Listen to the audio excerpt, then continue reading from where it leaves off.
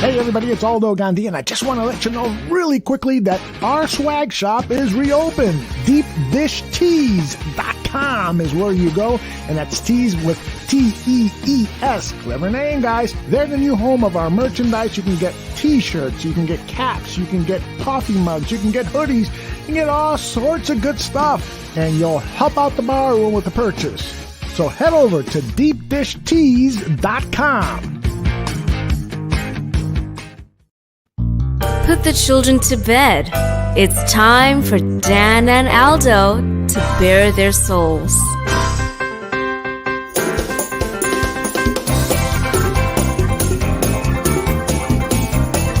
I love the Chicago Bears more than I do masturbating, and that is a lot. Then, with 3 seconds left, Bob Avellini throws a 30-something yard touchdown pass to Greg Latta, and the Bears win, and I literally shit my pants. I swear to God, I literally did.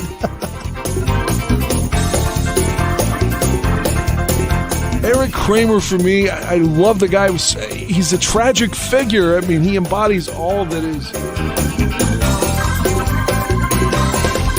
If they don't run the ball here, I'm going to vomit. I swear to God.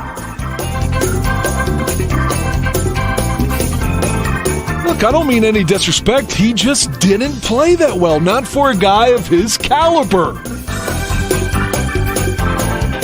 You know, they won, but I'm going to be miserable all week because they stunk. I don't really have any recollection of that at all, but I guess perhaps I blacked it all out. So, Dan, tape is the ultimate tool for scouts and for coaches to evaluate players, to detect plays and so forth. And they spend hours looking at tape, right? Why do they so often get shit wrong?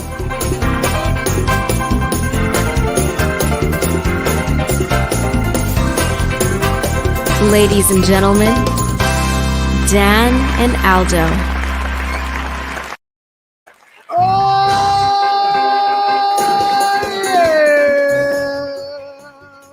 Favorite day of the week is Tuesday, because on Tuesday night I get to see his face, at least picture for him.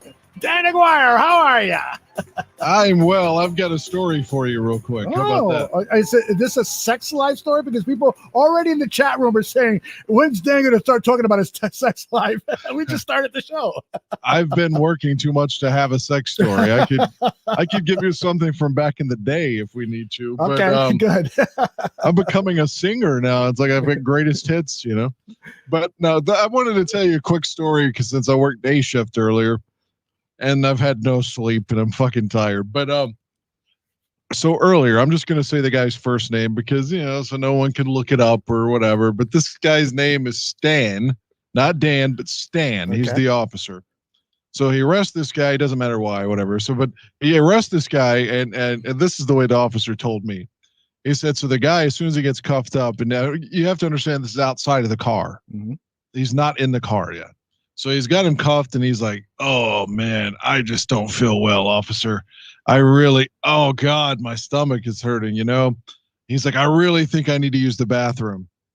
So Stan is like, okay, as soon as we get back to the station, blah, blah, blah. And he said, as soon as he says that, the guy farts like 3 times and then starts uncontrollably shitting on himself for at least 30 seconds. He said it was really hot and muggy and like about to rain, but did not quite, you know, just the humidity. He said he looked at the guy and said, okay, you're free to go. So he said, there's no way I'm putting this asshole in my cruiser and have my cruiser smell like shit for God knows how long. That is another escape technique that suspected criminals use to try to escape law enforcement. I have a story. A friend told me that he got stopped for speeding. He was going like 115 miles an hour on a 45. And so he gets pulled over And so his way of getting out was for him to start crying uncontrollably and saying how terrible his life was, that his wife left him, that he was thinking about doing all sorts of terrible things and how sorry he was and so forth. And the cops started consoling him and then let him go. And all of that stuff was false. I don't even think he was married. Oh my God. So there's all sorts of techniques that people can use. And you only find these techniques here on Dan and Aldo Bare Their Souls. We've got all sorts of techniques on avoiding law enforcement. And by the way, I think I'd rather go to jail than shit all over myself, though. I kind of agree with you, yes. Depending on what it's for, though. Hey, in the beginning of the show, you say that you don't remember something and that you blacked out. And it just kind of popped into my mind when I heard that this time is, have you had a history of blackouts in your life? Negative. That was just something you and I were going over script-wise. Yes. You told me to say that, so I said it. No, but there was one moment that I can vividly say that I don't remember. And I'll mention this guy a couple times tonight because we have a guest. Ricardo McDonald's son is supposed to join us. That's right. Maurice Mcdonald Jr. The last guy to wear number 54 before Brian Urlacher with the Chicago Bears. And which, again, is ironic because when you all were bringing me on to be a super barfly, that was a question that Shane asked me that I got. So, but Shane, during that same conversation, was referencing a moment because I was just ranting about how much I hated Steve Stenstrom. And he was referencing a game in '98 where John Randall just kind of sacked him and there was a fumble and he just sit there and literally watched the Vikings pick the ball up, run it back to the house 90 yards and didn't attempt to get off the ground or anything. And I didn't remember that at all. So that was one thing I did black out was the Steve Stenstrom era in individual plays about how much I hated Steve Stenstrom. Well, we have to redo the open to our show. We'll have it done for the start of the new NFL football season.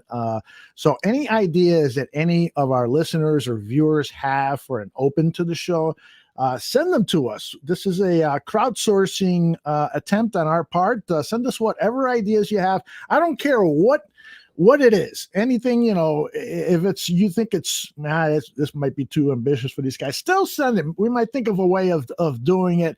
Whatever ideas you have, if it's you want to see Dan dancing in a tutu, yeah, we'll listen to it. No, that's not going to happen. But maybe we should have some influx of sexual content in the intro. Yes. Okay. I don't know. I'm just speaking. Hey, real quick about the Bears. I don't know if you saw this, a little subtle thing. I sent you the text. My days are running together. I don't know what day it was, but Khalil Mack has put his house up for sale. Yeah, I saw that. He does have a condo here in Chicago, so I think he's paring things down. But I don't think that we should read anything into it, other than his time in Chicago will probably come to an end in a season or two. But beyond that, I don't think he's going anywhere anytime soon. Yeah, I don't think it would be before the 21 season, but. Oh boy, it looks like after that he's probably going to be gone. So, well, and that's one of the many concerns I have about the Chicago Bears is, they're clearly in a win now mode and have to be because of the amount of money they've splurged on people like Khalil Mack and Robert Quinn. And but also, there are some very important positions that they've acquired young people, not the least of which is, of course, the quarterback position with Justin Fields. And so they strike me as this team that is in between rebuilding and also win now. And a lot of times teams that are in that position end up being 8-8, which is what we have been the last two seasons of regular season play. They end up being kind of flat.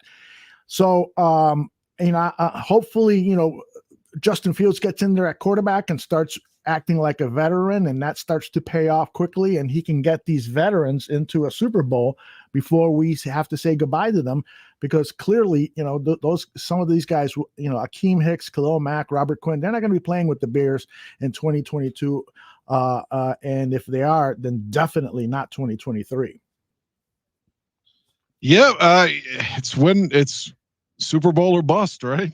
I think so. I really do. And there's news today that the Chicago Bears are going to be visited by offensive lineman Morgan Moses.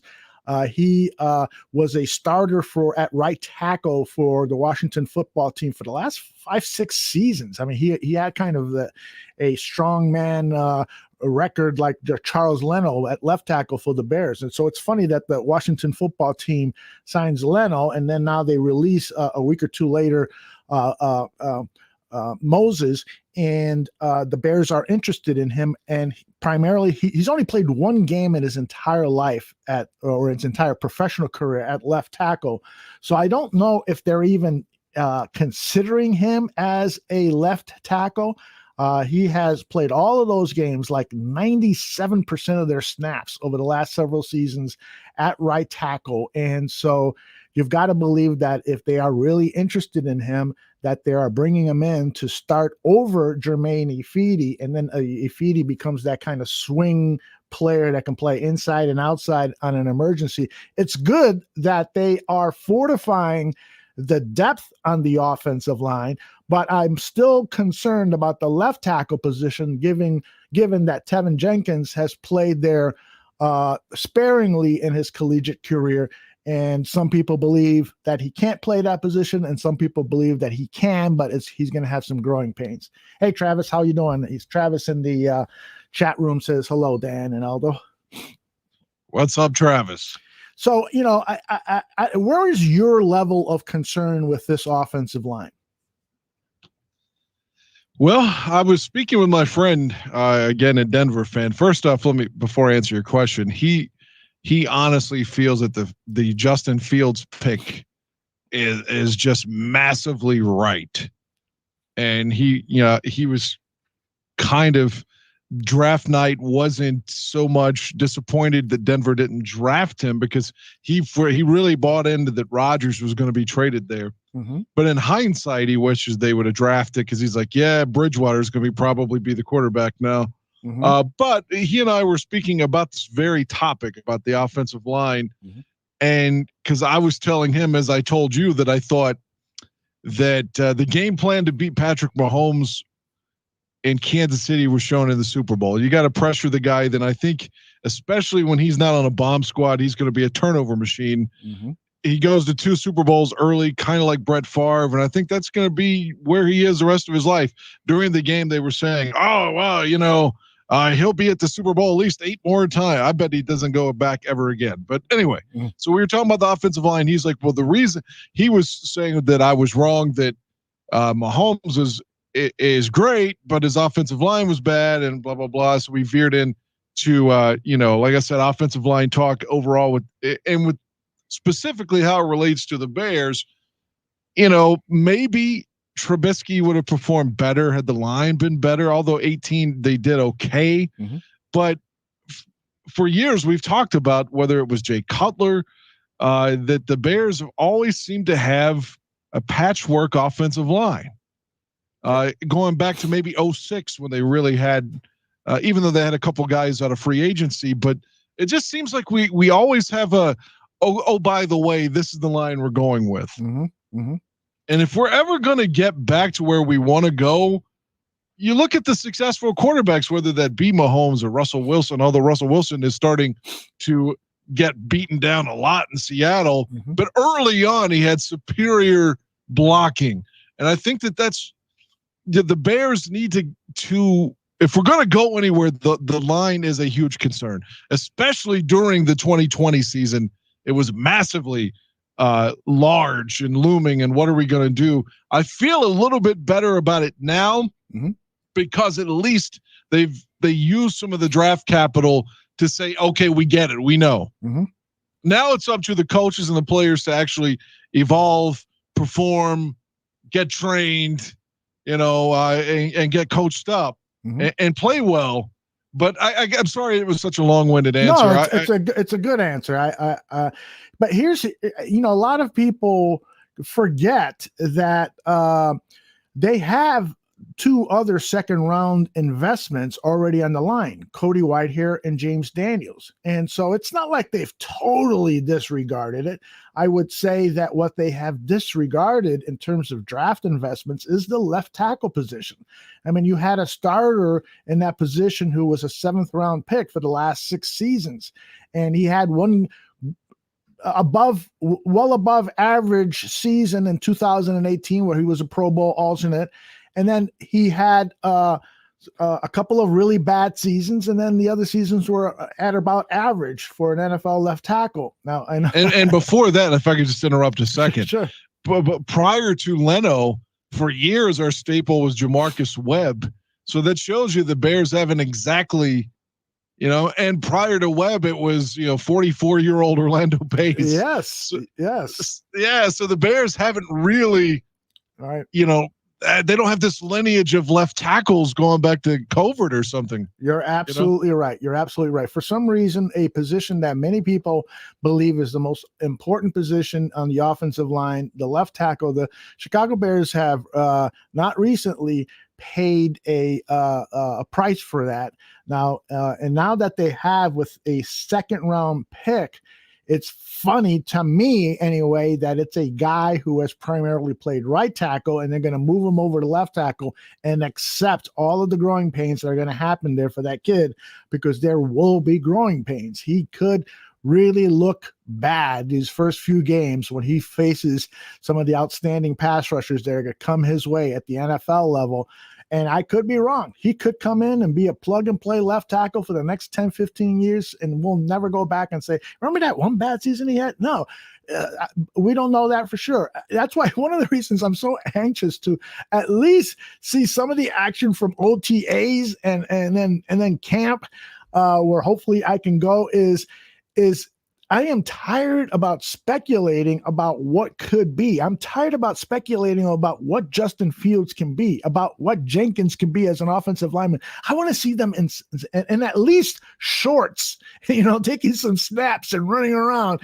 And fortunately, news crews are going to be allowed at tomorrow's OTA. Today, Tuesday, was the first day of OTAs. Tomorrow, Wednesday, is the 2nd day of OTAs. And they're finally going to allow the camera crews in there. And by the way, a week ago or 2 weeks ago, when they had the rookies in there, the choice for news stations was one person. You can have your reporter or your photographer go in. And so a lot of people say, well, we'll send in our reporter just as that person can describe what they saw and so forth. And very few stations sent in their photographers or videographers. And that was a good thing, because guess what?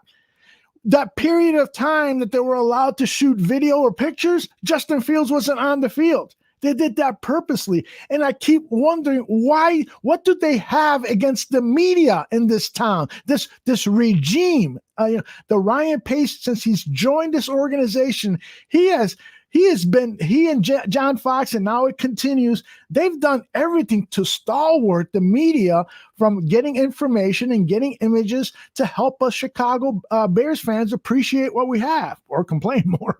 So, if I could take a small political jab, sure, go right ahead. I was going to compare Ryan Pace and John Fox to, say, the Republican Party when it comes to being investigated for January 6th. That's kind of the analogy with how they view the Bears and the media, Dude, when you're having sex, do you think about politics? It depends. Oh, there's a break into the Watergate. Oh, yeah. Sometimes, you just want the lady to do something and she's not doing what you want. Oh, okay. Tell us more. You know how it is. They're some of the lady's doing something you just want her to do, something else. But you can't really say that, because if you do, then they think you don't appreciate it or you're embarrassing them. And so for instance, I'm talking about when you're receiving head. Okay. If they're doing something you don't want that, or you just like, oh, that's it, right? And then they just fucking stop, and they go the other way. Or start going too quickly. I hate the jackrabbit shit. I'm not the Energizer fucking bunny here, slow down. I love it. Yeah, I'm the type of guy who I don't want a woman anywhere near my testicles. Leave my testicles alone. I got a big enough dick for you to play with. Leave the testicles. I don't know. I think it's a 3-piece suit myself. Yeah, no, I don't. I think it's because I got kicked in the balls when I was young, and that's always been a sensitive area for me. So I don't want anyone going down there. So stay away. But that 3-piece suit, that's a nice phrase there. So I'll remember that. Well, I remember when they start working the balls. That always makes me very happy. All right. We are 20 minutes into the show. Maurice Mcdonald is going to be our guest. He is the son of former Bears linebacker Rico Mcdonald. Looking forward to talking to him, finding out about what his dad is up to, and also learning about his football career, because as we know it, he is in the transfer portal and looking to catch on with a college football team and show his wares. I have found some highlights of him playing football, and if it's the same Maurice Mcdonald, I'm not absolutely sure it is, but this guy could have a really nice career as a wide receiver. The highlight reel is exceptional. So how'd you learn about Maurice? Maurice, I think I don't know for 100% certain. I don't know how he caught on to me specifically.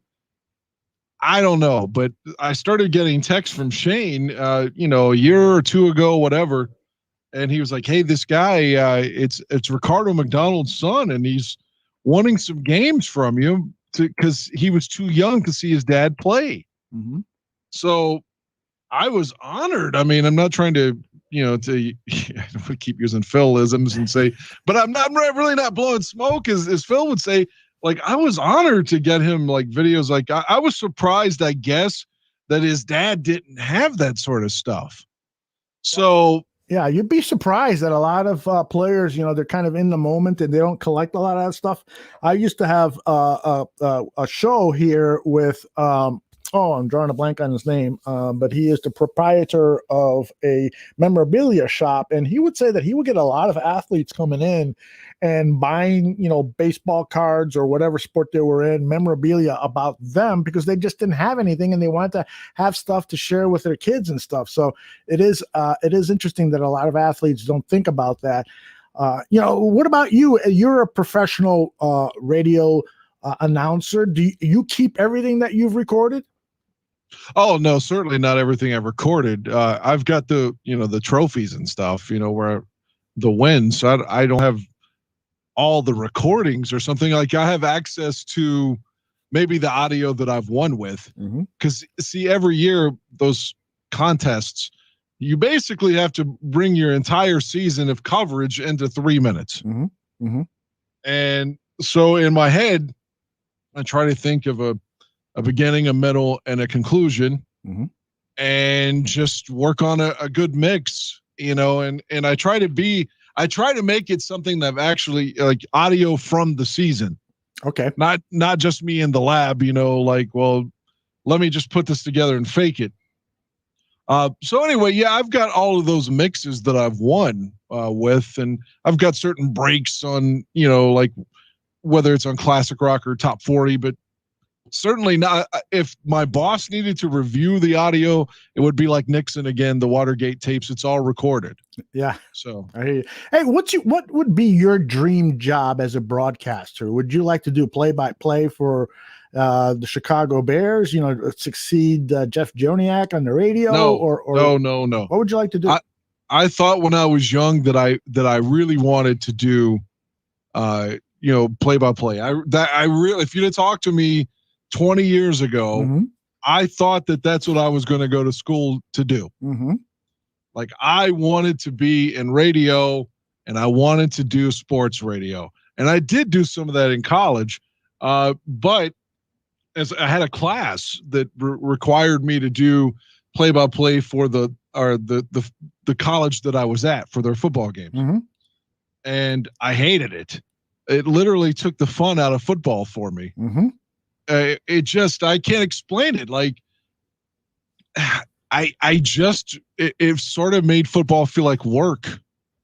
Wow. And yeah. And then I had to, part of the assignment in class was to go back and re-listen to your tape, or I think it was on mini disc or something back then, and play it back and transcribe it. And of course, at that age, no one's exactly happy with their broadcast. But even so, it just took the fun out of it. So I watch football as for my escapism. So that's not my dream job. My dream job, if there was a dream job connected to the Bears, maybe something like, God, what's the guy's name that it's the team media guy? Oh, Larry Mayer.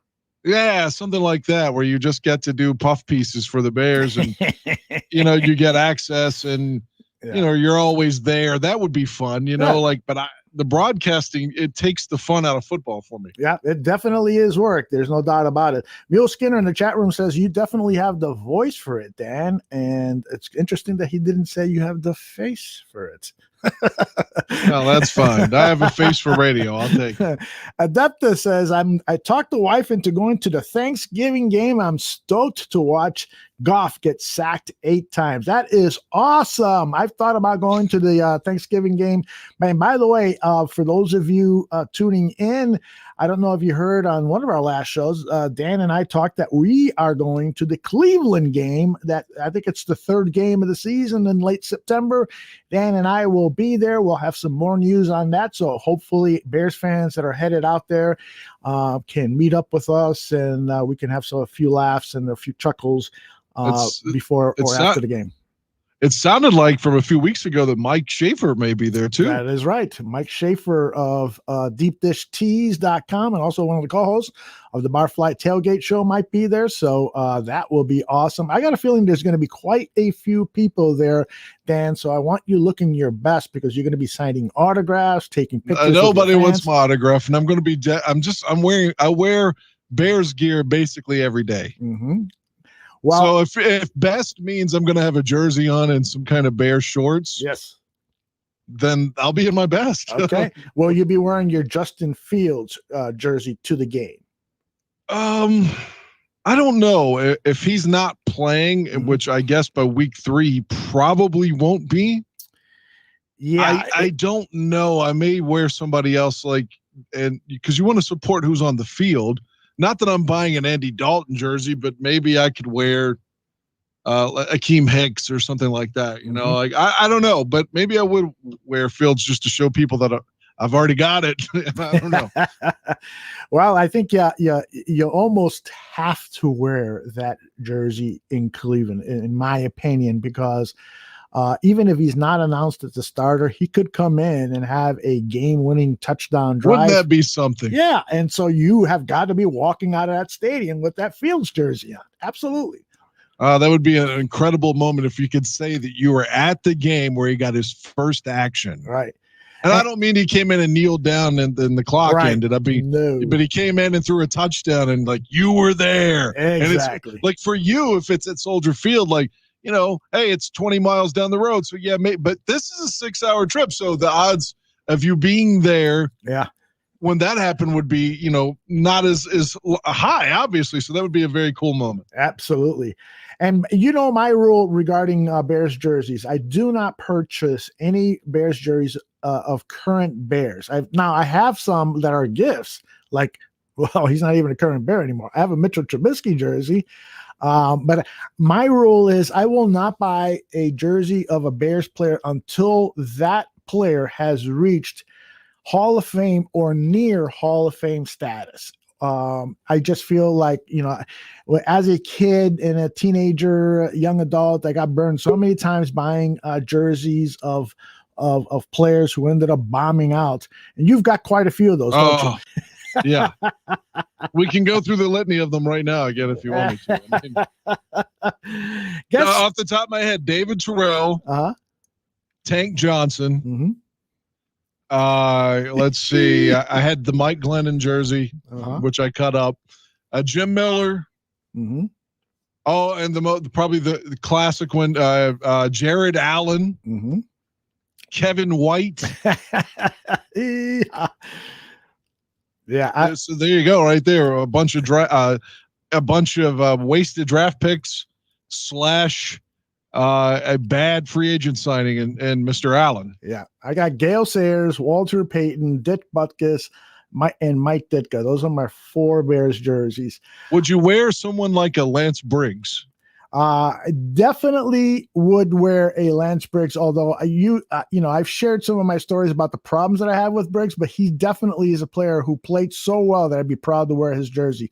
By the way, somebody has just joined us, and his name is Maurice Mcdonald. Let me bring him up on the screen here. Holy cow, my picture is messed up, but I'm going to fix it now. Maurice, can you hear us? Yes, sir. Yes, sir. How you doing, man? Doing great, brother. By the way, your camera is off, which is okay if you want to leave it off for the interview, but I just wanted to let you know that your camera is off, and if you want to be seen by our adoring fans, if you could turn it on for us, that would be great. Okay, yes, sir. Yes, sir. Give me 1 second.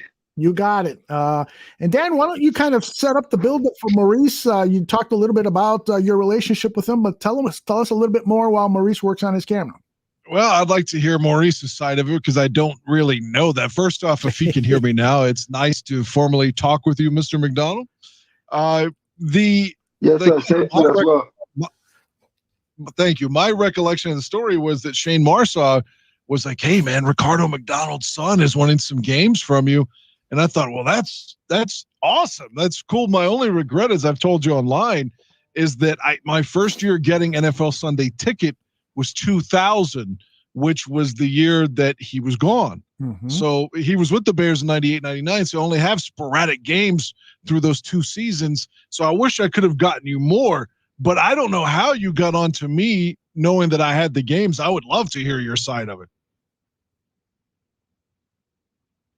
Maurice, are you there? Hello, can you hear me? Yeah, we can hear you. Yes, sir. So no, I talked to Shane Marshall, and he told me that you had some game film because I was asking him if he had any game film. He was like, "Yeah, cool. Well, I know a guy that has some of your dad's game film," and I was like, "Okay, cool." So I'm gonna hit him up on Twitter, and that's when I added him as a friend. I contacted him through Twitter, through direct message, and that's when we got things rolling. And he sent me some tape from my dad. So tell us a little bit about your dad's play for the people who are listening and watching this show and maybe vaguely remember the name Ricardo McDonald. I remember it very well, and I remember his play with the Chicago Bears very well. I'm Puerto Rican, so anytime there's a player named Ricardo, I immediately pay closer attention. Wait a minute. Is this guy Hispanic? Is he from the islands? So I remember him distinctly, but fill in for our followers a little bit about your father's career in the NFL. So he was drafted by the Bengals in '92. Hey, Maurice. He played. Maurice, I apologize for interrupting, but your microphone is there's some interference involved. So what I'd like you to do is pop back out and then pop back in. That usually fixes the problem. Okay, sounds good. Okay, thank you. It's live radio, so what are we going to do? Well, I thought we got off to a good start, but just explaining it like to the audience. These things happen when you're live. Absolutely, it happened all the time, even for a quarter production, $1.50 production like ours.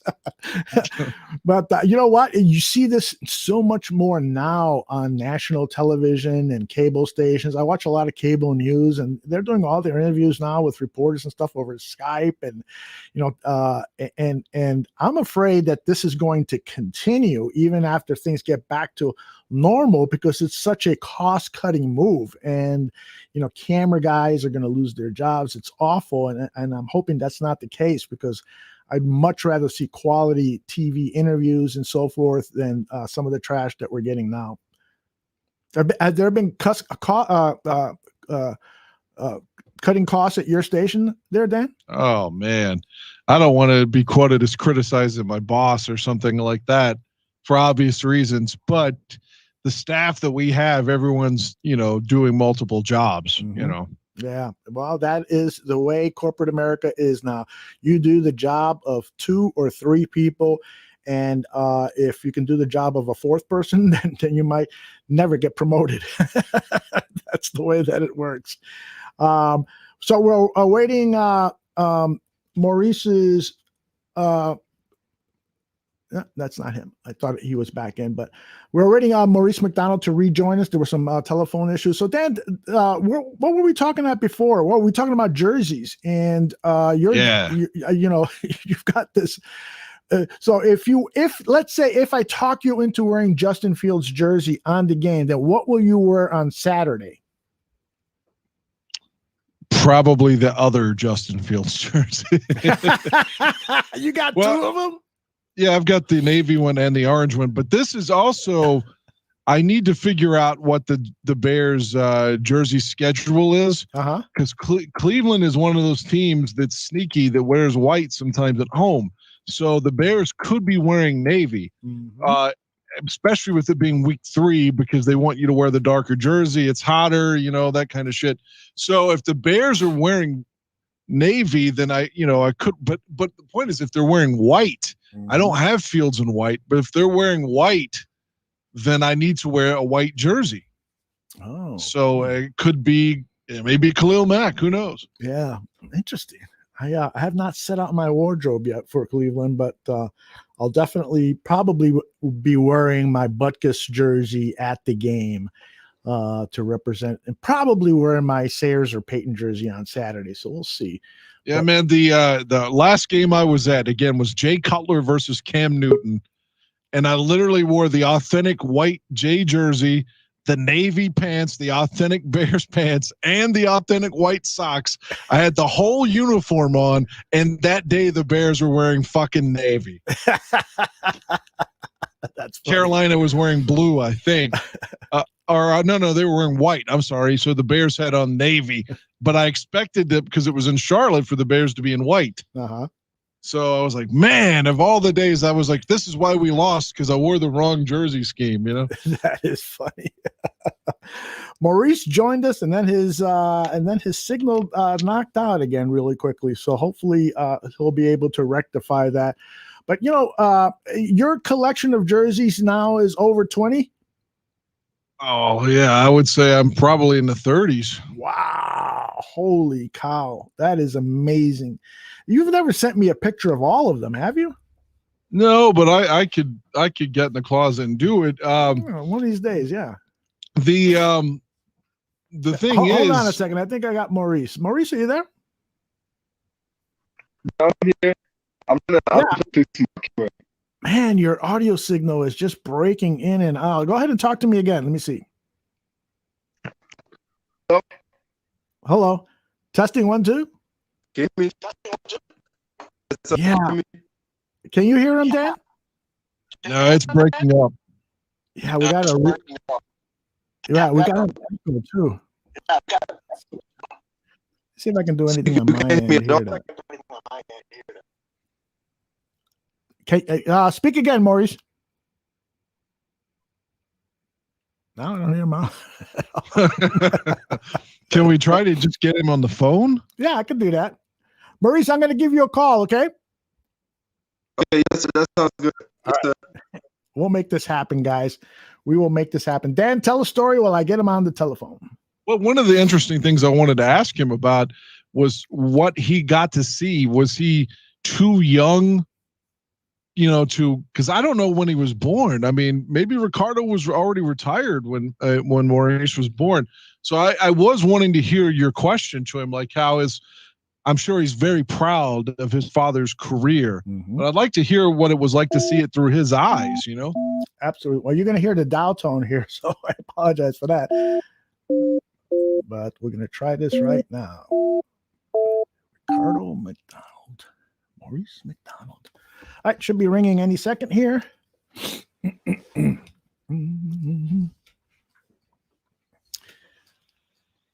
Maurice, are you there?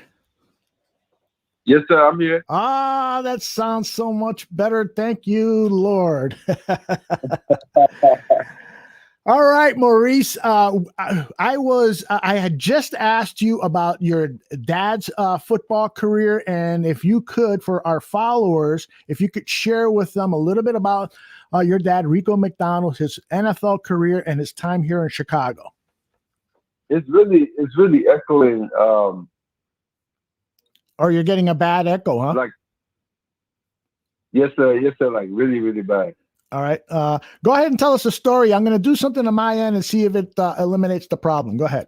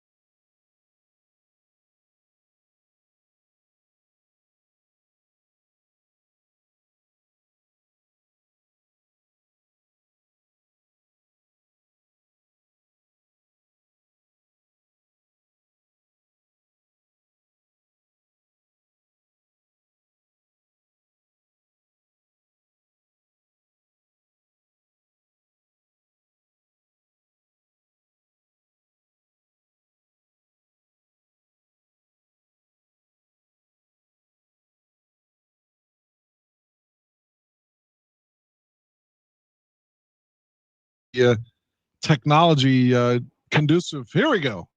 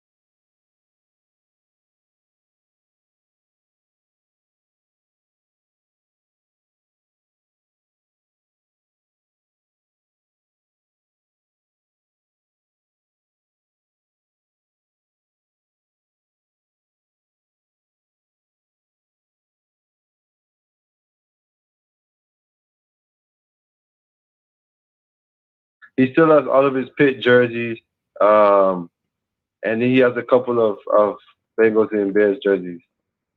That's awesome, man. Yeah, the Bengals uniforms are quite fucking terrible, so I understand why he would get rid of that helmet. Yes, sir. I feel so badly for him. I feel so badly for him, and I don't mean this disingenuously at all. Like when he came to the Bears, I mean, he had to suffer through a 4-12 1998 and then a 6-10, 99, and he's out the door. And it's not like Cincinnati was winning either. So you're talking about a solid player, and yet he was stuck on, poor teams, which is just awful. Yes, well, originally he told me he was supposed to get drafted by the Steelers, but they took LeVon Kirkland in front of him. So, I mean, that's the situation that he had to deal with. But he told me that like, even though that situation happened, it's still a blessing that he got to play 10 years in the league, because there's a lot of players that didn't even get to play one, or they only lasted 2 or 3 years, So, I mean, he said he wouldn't change it if he could go back. So, I know he's grateful, and that's awesome. It's just unfortunate that he, like you said, God, if he'd have gotten with the Steelers, then he would have been. He would have gone to the Super Bowl. Yes, sir. He would have been in the Super Bowl, and it's just, it's just too bad that that he was with the Bears when they were so down. It's just. Yes, sir. Who was their quarterback? They had Eric Kramer was the quarterback, and Kramer got hurt, and then they had to play the rest of the year with Steve Stenstrom, so he was horrible. And the next season, they had the combination of Cade McNown, Jim Miller, and Shane Matthews. Mm-hmm. So, yeah, but Cade McNown was the first-round pick that year, and he only lasted 2 seasons with the Bears. Wow, man. Cade McNown. Yeah. So my dad said Curtis Enos was a bust. Oh, my God. That's the infamous story. I've told you about that online. Curtis Enos was a holdout, and again, I'm from West Virginia, so I desperately wanted the Bears to draft Randy Moss, and they drafted Enos instead of Moss. I was immensely disappointed. And so Enos is a holdout, and his first day in camp, I've never even seen footage of it, but everybody wrote about it. His welcome to the league moment. Basically, your father put him on his ass. And the hit still talked about 20 years later. Really? Yeah, an infamous hit. His first practice, he just got lit up and basically knocked his helmet off. So, wow. Yeah, my dad was he was a beast, man. He was a beast. Hey, Maurice. I love what he said. I'm sorry to interrupt. Maurice, you mentioned that one of the things your dad still talks about are the women. We need to hear some stories about that. Yeah, my father, he loves women. So do we. How could you not, though? There's 3.5 billion of them. That's right. I never looked at it that way. That's true. But that must be an incredible challenge for the professional athlete, because there's going to be all sorts of people who are interested in having sex with you because of your status. And typically, if you're playing a professional sport, you got the physique, you got the looks and so forth, and you got some cash in your pocket. That's had to be an incredible challenge for him to stay focused. I know for me it would be. Now, I don't have any of those issues. I'm not good looking.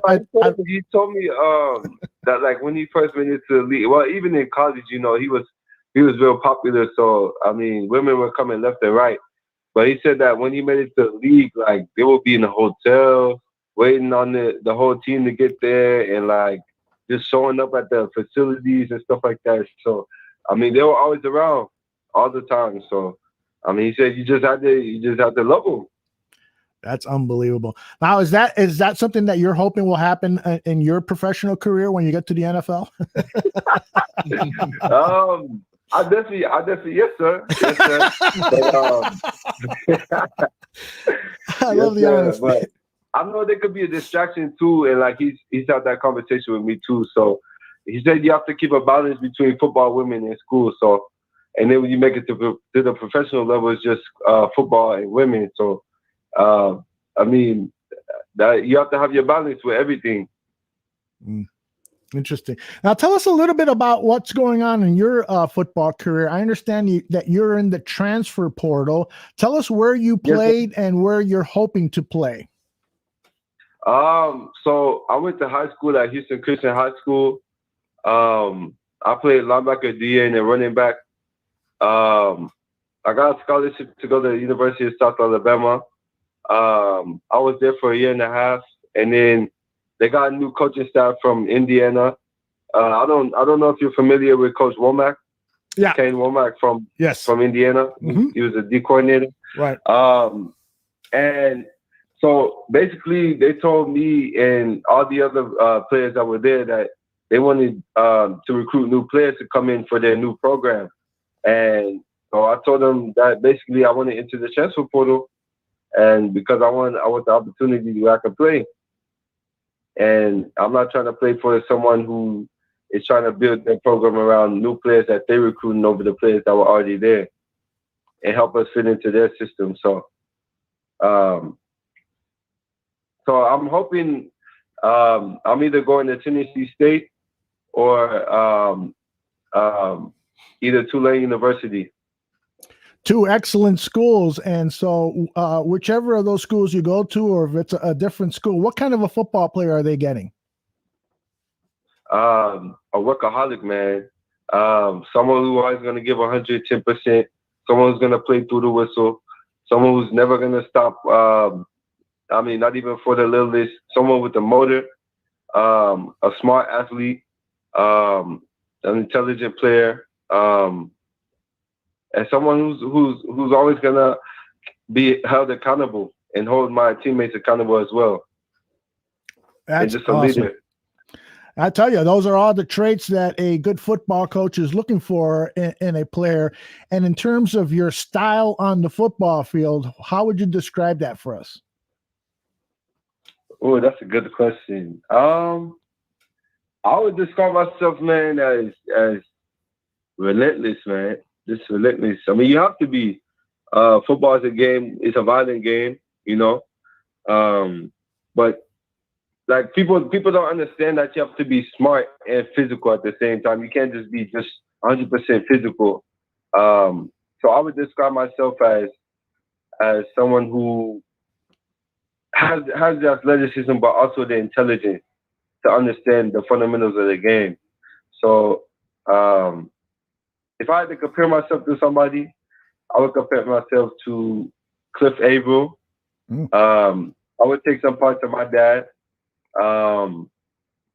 And I'll put a little bit of London Fletcher in there too.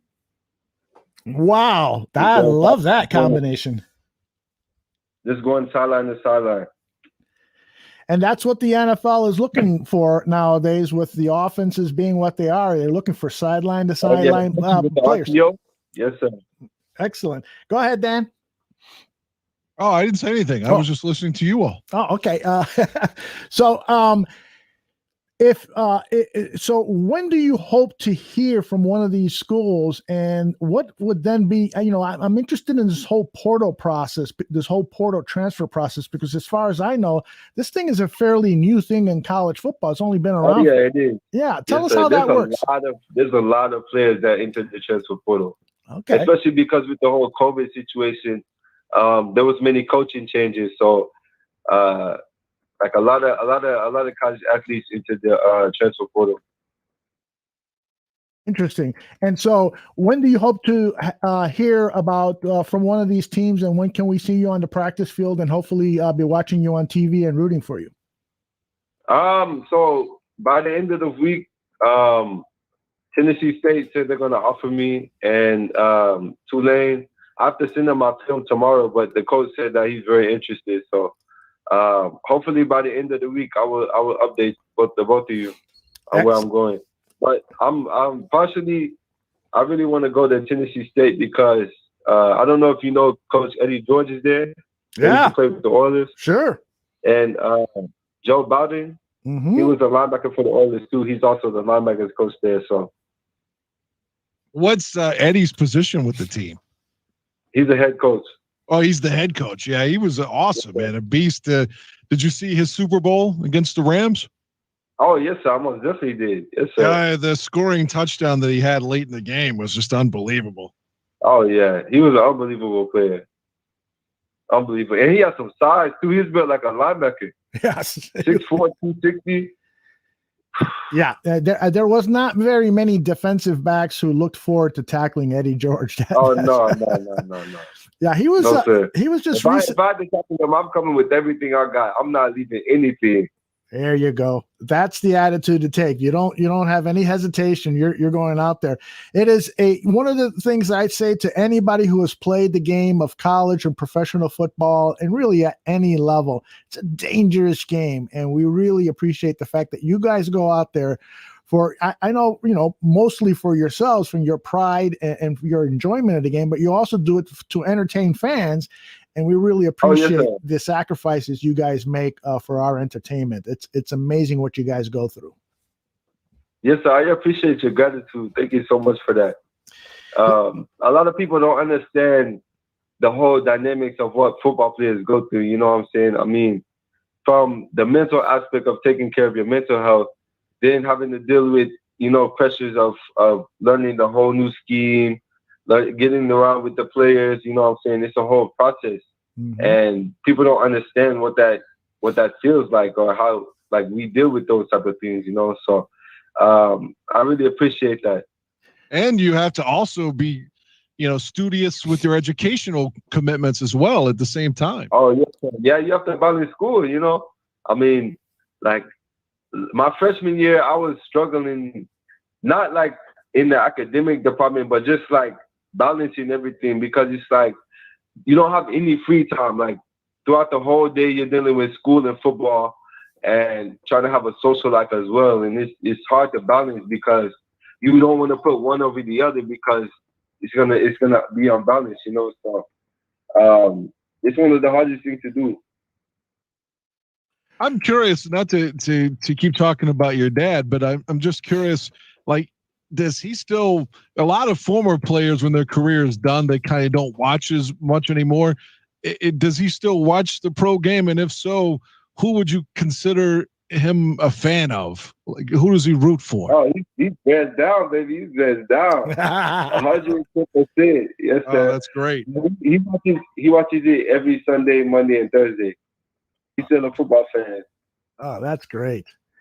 That is great. You know, it's and hopefully the Chicago Bears organization stays in touch with him. We've heard stories that sometimes they forget some of the players that have played for them in the past and so forth. And so hopefully that's not the case with Rico. Oh no, sir. They every year they invite him up to come to the games. He goes up there sometimes. Excellent. So, yeah, why don't you let us know the next time he's around, and hopefully we can meet him at the stadium and buy him a drink. And we'd love to do the same thing for you if you're ever in the Chicago area. Yes, sir. Hey, Maurice, do you follow the current Bears? And if so, what's your thinking about Justin Fields at the quarterback position? Oh, I've always been a Bears fan. I jumped out my seat when I saw that we picked Justin Fields. You know. Honestly, I think this is one of the best picks the Bears ever had, and I think honestly he's gonna shake the league when he comes in. But I don't think the Bears should start him week 1. I don't think so. I mean, because a lot of the stars that's playing in the NFL right now, like Lamar Jackson, Patrick Mahomes, even I think they should sit Trey Lance too. But Lamar Jackson and Patrick Mahomes had to sit out the year, you know, before they actually started. So I think the best thing would be to let Justin Fields sit and let him learn the game, let him see how fast the game is played, because it's a whole different level than college. You know, college, you can still get around with athleticism, but the NFL is a whole different level. And that's what my dad explained to me. So, I mean, just going from my dad's perspective, I think it should sit Justin Fields until he's ready. Interesting. And what do you know anything at all about any of the other draft picks that they've picked, like Tevin Jenkins, the offensive lineman, or from Oklahoma State. Yeah, what do you think about those guys? I think that's a great addition, you know, because Justin Fields is going to need to be protected. They should have had the line last year. That's something that they should have invested in. But of course, we had Mitch Trubisky, who was horrible. So. But I think they made some great improvements. You know, they surrounded Justin Fields with weapons around the wide receiver position. We have Tariq Cohen coming back. They just got Marquise Godwin, from San Francisco. So I mean, I'm excited for this Bears season, man. We have some really good players who's gonna contribute. So it's gonna be an amazing year, man. What do you think about Khalil Mack? Do you think that he sometimes takes some plays off? Because Dan thinks that way. Oh, yeah, absolutely. My dad does not like Khalil Mack. Oh, I love it. That's the soundbite. That's the soundbite. Man. He said to me that Khalil Mack is stiff, and he doesn't have a variety of pass rush moves. I mean, you look at guys like T.J. Watt, Von Miller, Joey Bosa. They have different pass rush moves, but Khalil Mack, he does the same pass rush moves, and I think teams have come up with ways to zone block and to basically he does the same move, so it's easy to press a game plan against that. Interesting. Go ahead, Dan. This is I'm somewhat vindicated. No, I mean I like Khalil. I root for him. He's a Chicago Bear. Like I've never been a fan of Andy Dalton. But come September, I'll be rooting for Dalton because he's a Bear. But I've been critical of Mack because it feels like when you're getting paid, when you're the highest paid, at least at one point, the highest paid defensive player in the league, and the Bears gave up two first round picks to get you. Why are you always off on the sidelines when it's 3rd and 6? You know? Yes, sir. I agree. I mean, he had 10 sacks last year, but I believe he could have did way better. And even Aldo said that he always feasts upon a backup. Yeah, it's true. Oh yeah, it's true. He never gets his statistics against a premier. Like he's not going against the left tackle from Green Bay when he's getting the sacks. Right. No sir. Like he's going against rookies like Tristan Wirfs. I mean, Temple. That's right. That is exactly right. Body slam. You're absolutely right. That is true. That's very, very accurate. It is true.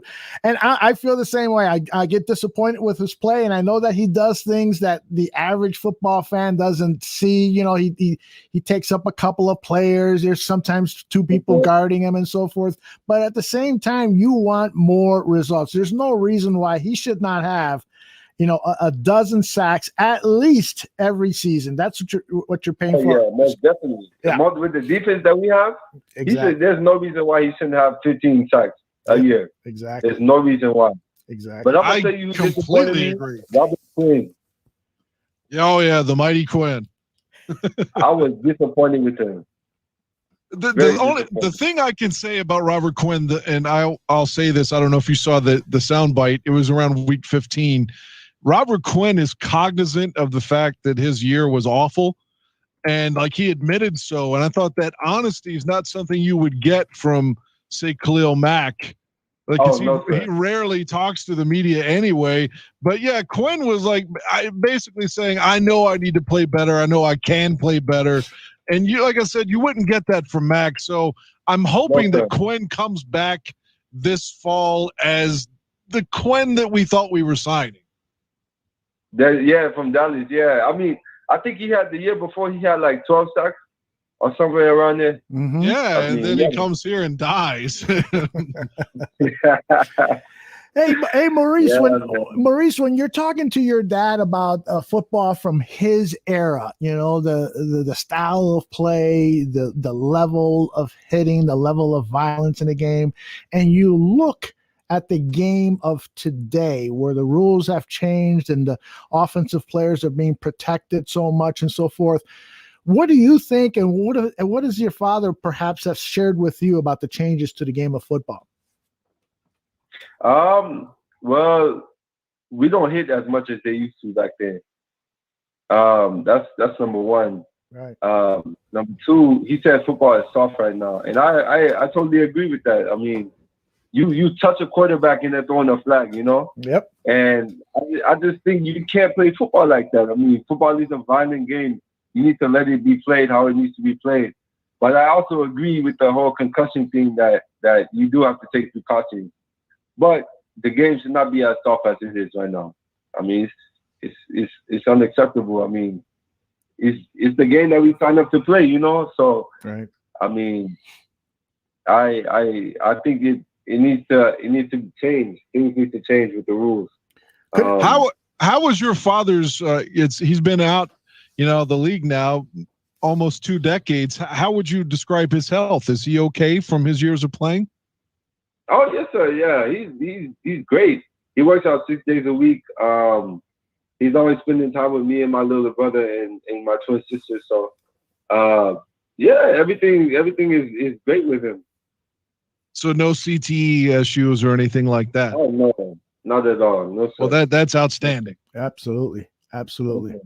Hey, we've got a couple of questions from the chat room here that I'd like to share with you. Let's see. Yes, sir, most definitely. Let's see. The first one is somebody named Steven I shouldn't say somebody named Steven. Steven's with us every week here.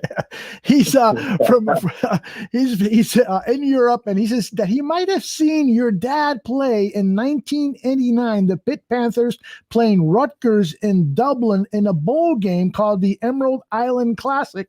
And he's asking, was Ricardo McDonald with Pitt in 1989? Do you recall that?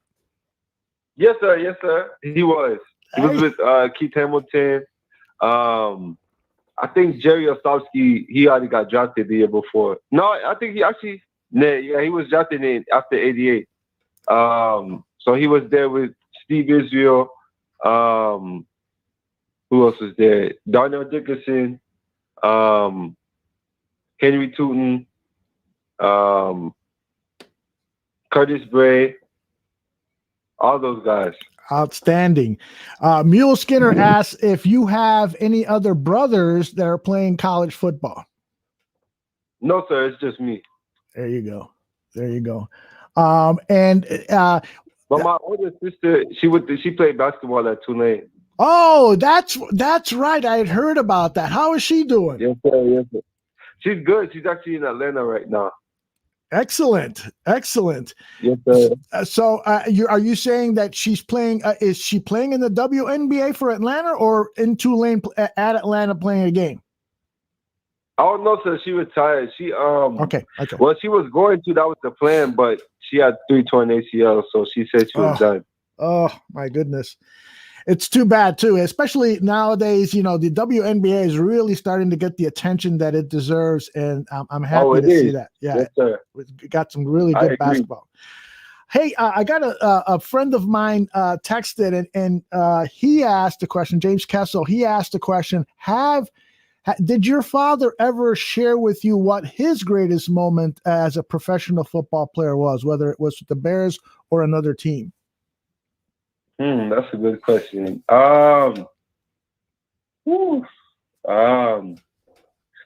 one, he said when he knocked out Julian Seau when they were playing the Titans. Yeah, and you got that game. I sent you that game when they put Junior in as tight end.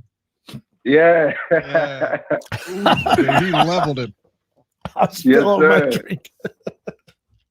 And then he said his second one had to be when he sacked Steve Young. Oh, that's got to be a highlight, man. We've got to find that highlight somewhere. Sacking Steve Young, that's extraordinary. How about that? Well, listen, Dan, do you have any more questions for Maurice? I don't want to keep beating the same drum asking him about his dad. I guess you can go ahead. Go ahead. Ask me any questions. Okay, all right. Well, I didn't want to bore you. Like, well, damn, or are you going to talk about me? Well, for one, I mentioned this when we were having technical problems. I don't even know if you know this. It's just a fun, trivia question. But he was the last guy to wear 54 in Chicago before Urlacher.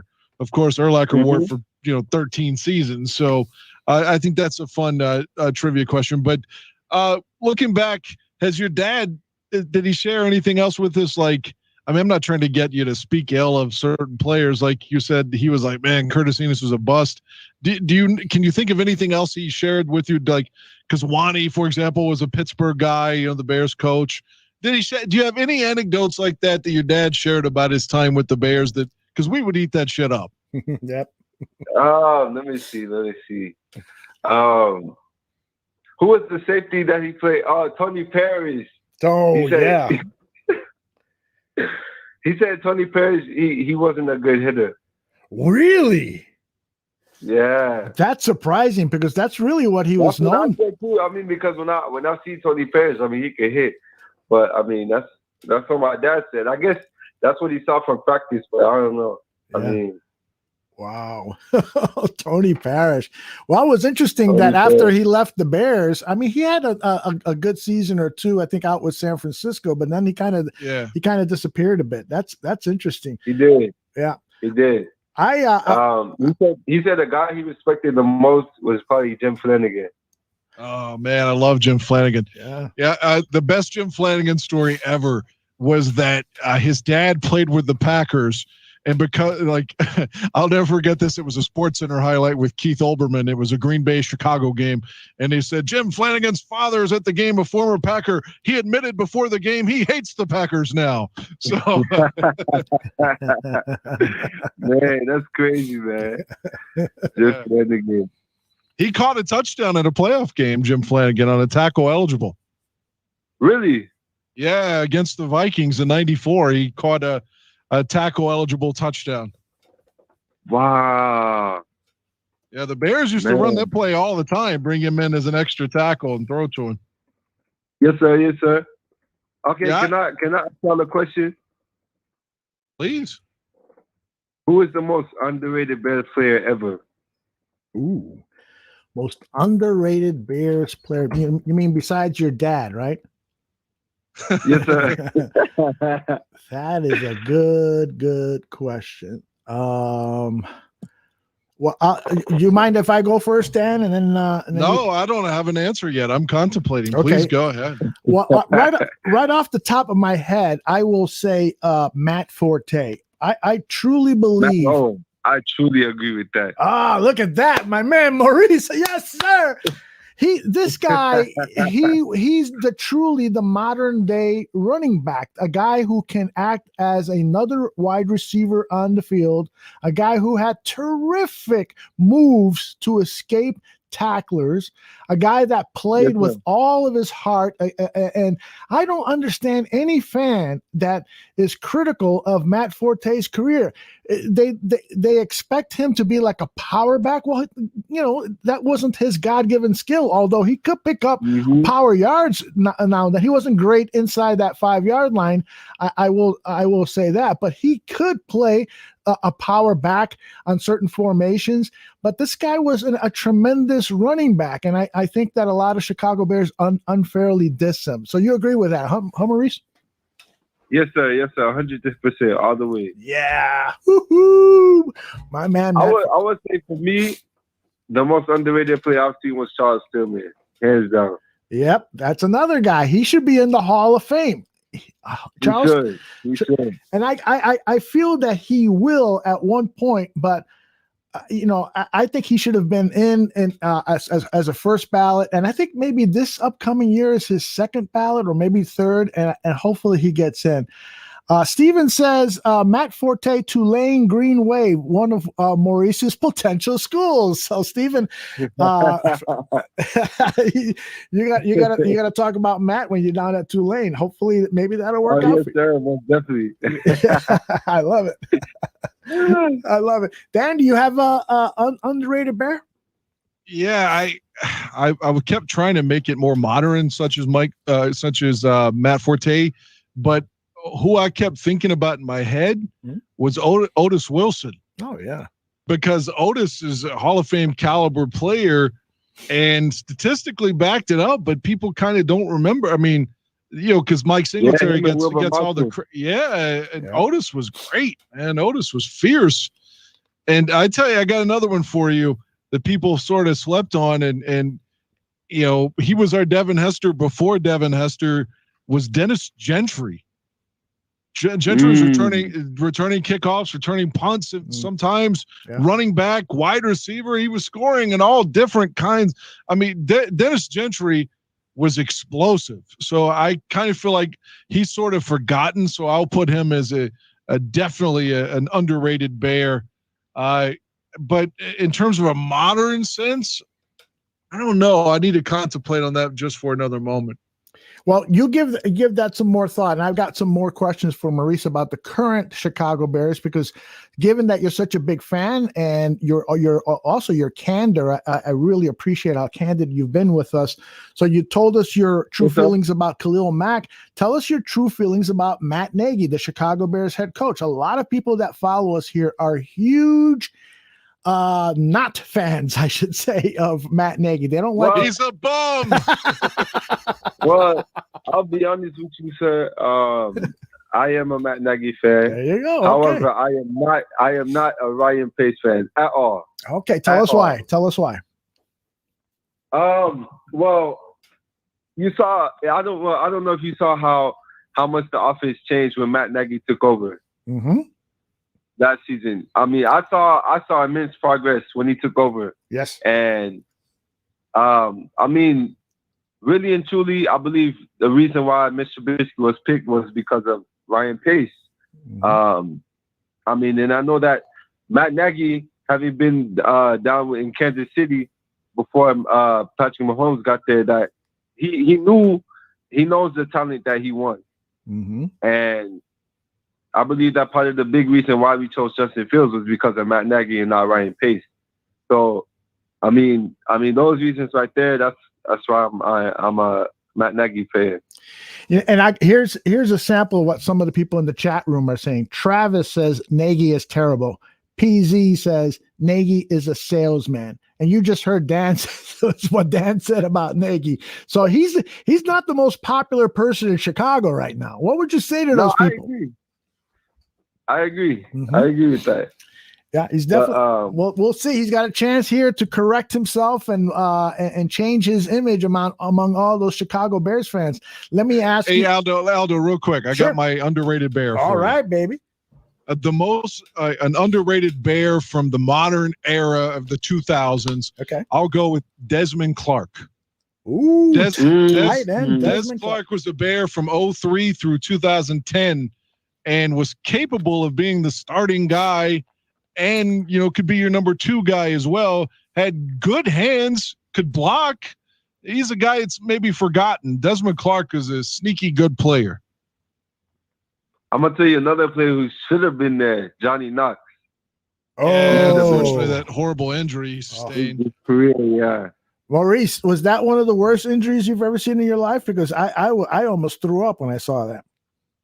Ooh, nah. I would have to say the Dak injury was probably one of the worst I've seen. Oh yeah. Dak's injury is like right up there with Joe Theismann or Alex Smith. Most definitely. Yeah.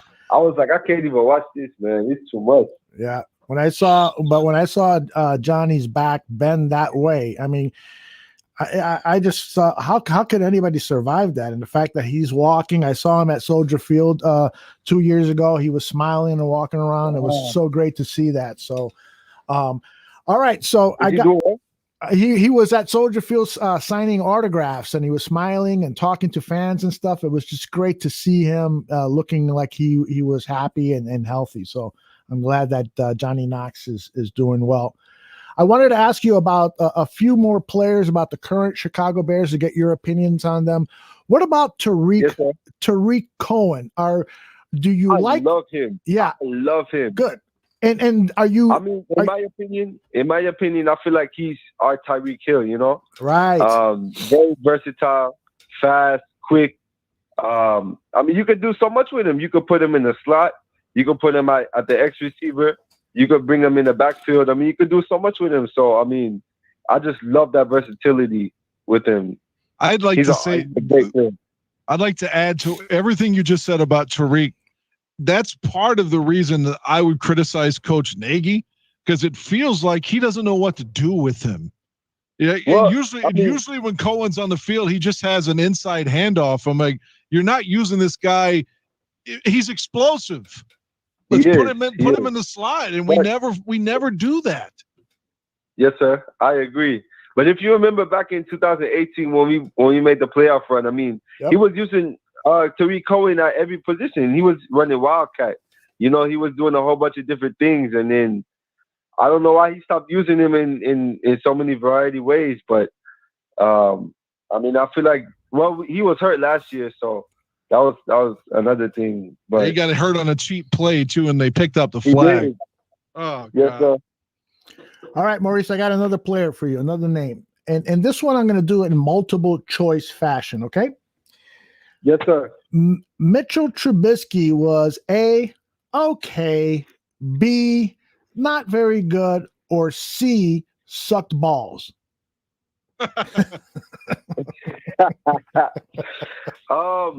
That's a good question. So I would say when his confidence was down, he sucked balls. Yeah.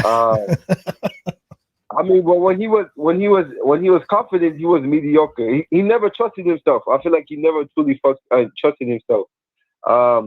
And football's a game where you, especially at quarterback, you have to trust your teammates and you have to trust yourself. And if you don't trust either or, I mean, you're not going to be very good. Mm-hmm. So, I think he could have been better, but he just never had the confidence that he needed. So I feel like that's why he never fulfilled his potential in Chicago. Do you think that he will ever be a starting quarterback for an NFL team? No, sir. No. Yeah, Not at all. I have to agree with that. I don't think, I think the proof of it is that. He's a great backup. Say again. He's going to be a great backup. Yeah, I would agree with that. I think that is his calling in the NFL. He's going to be the backup for the Buffalo Bills this season. I don't think he'll ever see the football field, but if he does, he'll probably do well. But I don't think he's got the starter qualities, but we will see. He needs to be paired with a coach that is going to coach for his limited abilities.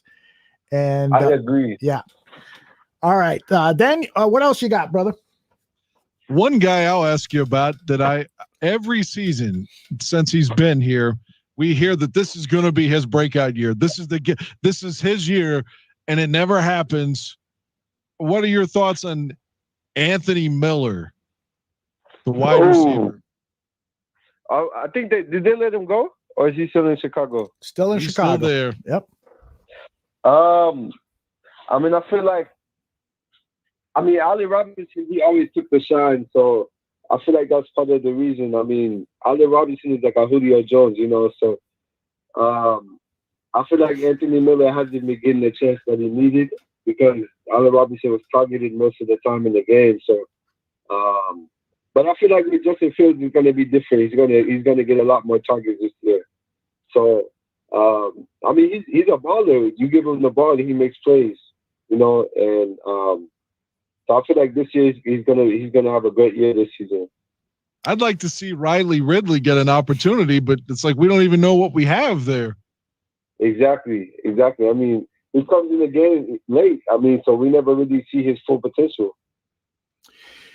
Maurice, and I think your opinion on this is really important because Dan and I we've sat on a lot more couches than we've been in locker rooms. And so you've played the game. Your father has played the game at the highest level.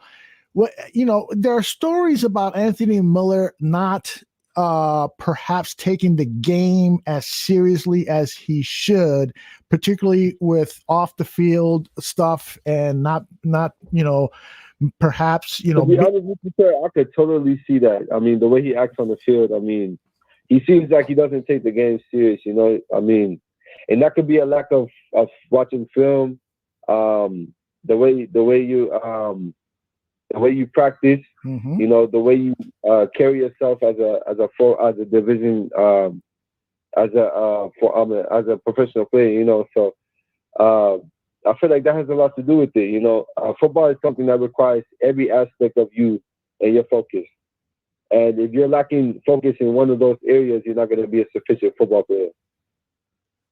Yeah, see, and I think that perfectly captures, I think, what is going on with Anthony Miller. And hopefully I'm wrong and that, his troubles are something else, that he is more focused and attentive as he should be.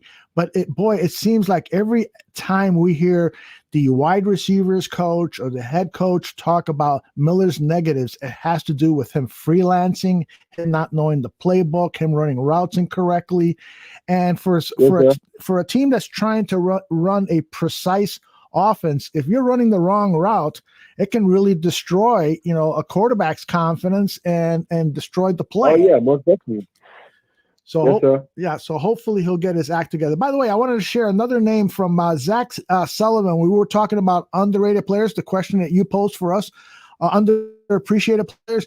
Zach Sullivan in the chat room, still Anderson maybe, because it was hard to follow up in Peyton's footsteps. I think that's a great name. Oh, yeah, I agree with that. The only thing I say about Neil, if you go back and watch games now, and again, I watched Neil's run, start to finish basically, but I was a kid at the time, so I didn't really evaluate it the way you would now. it's like he was happy. He talked about how he never worked out in the off season, never.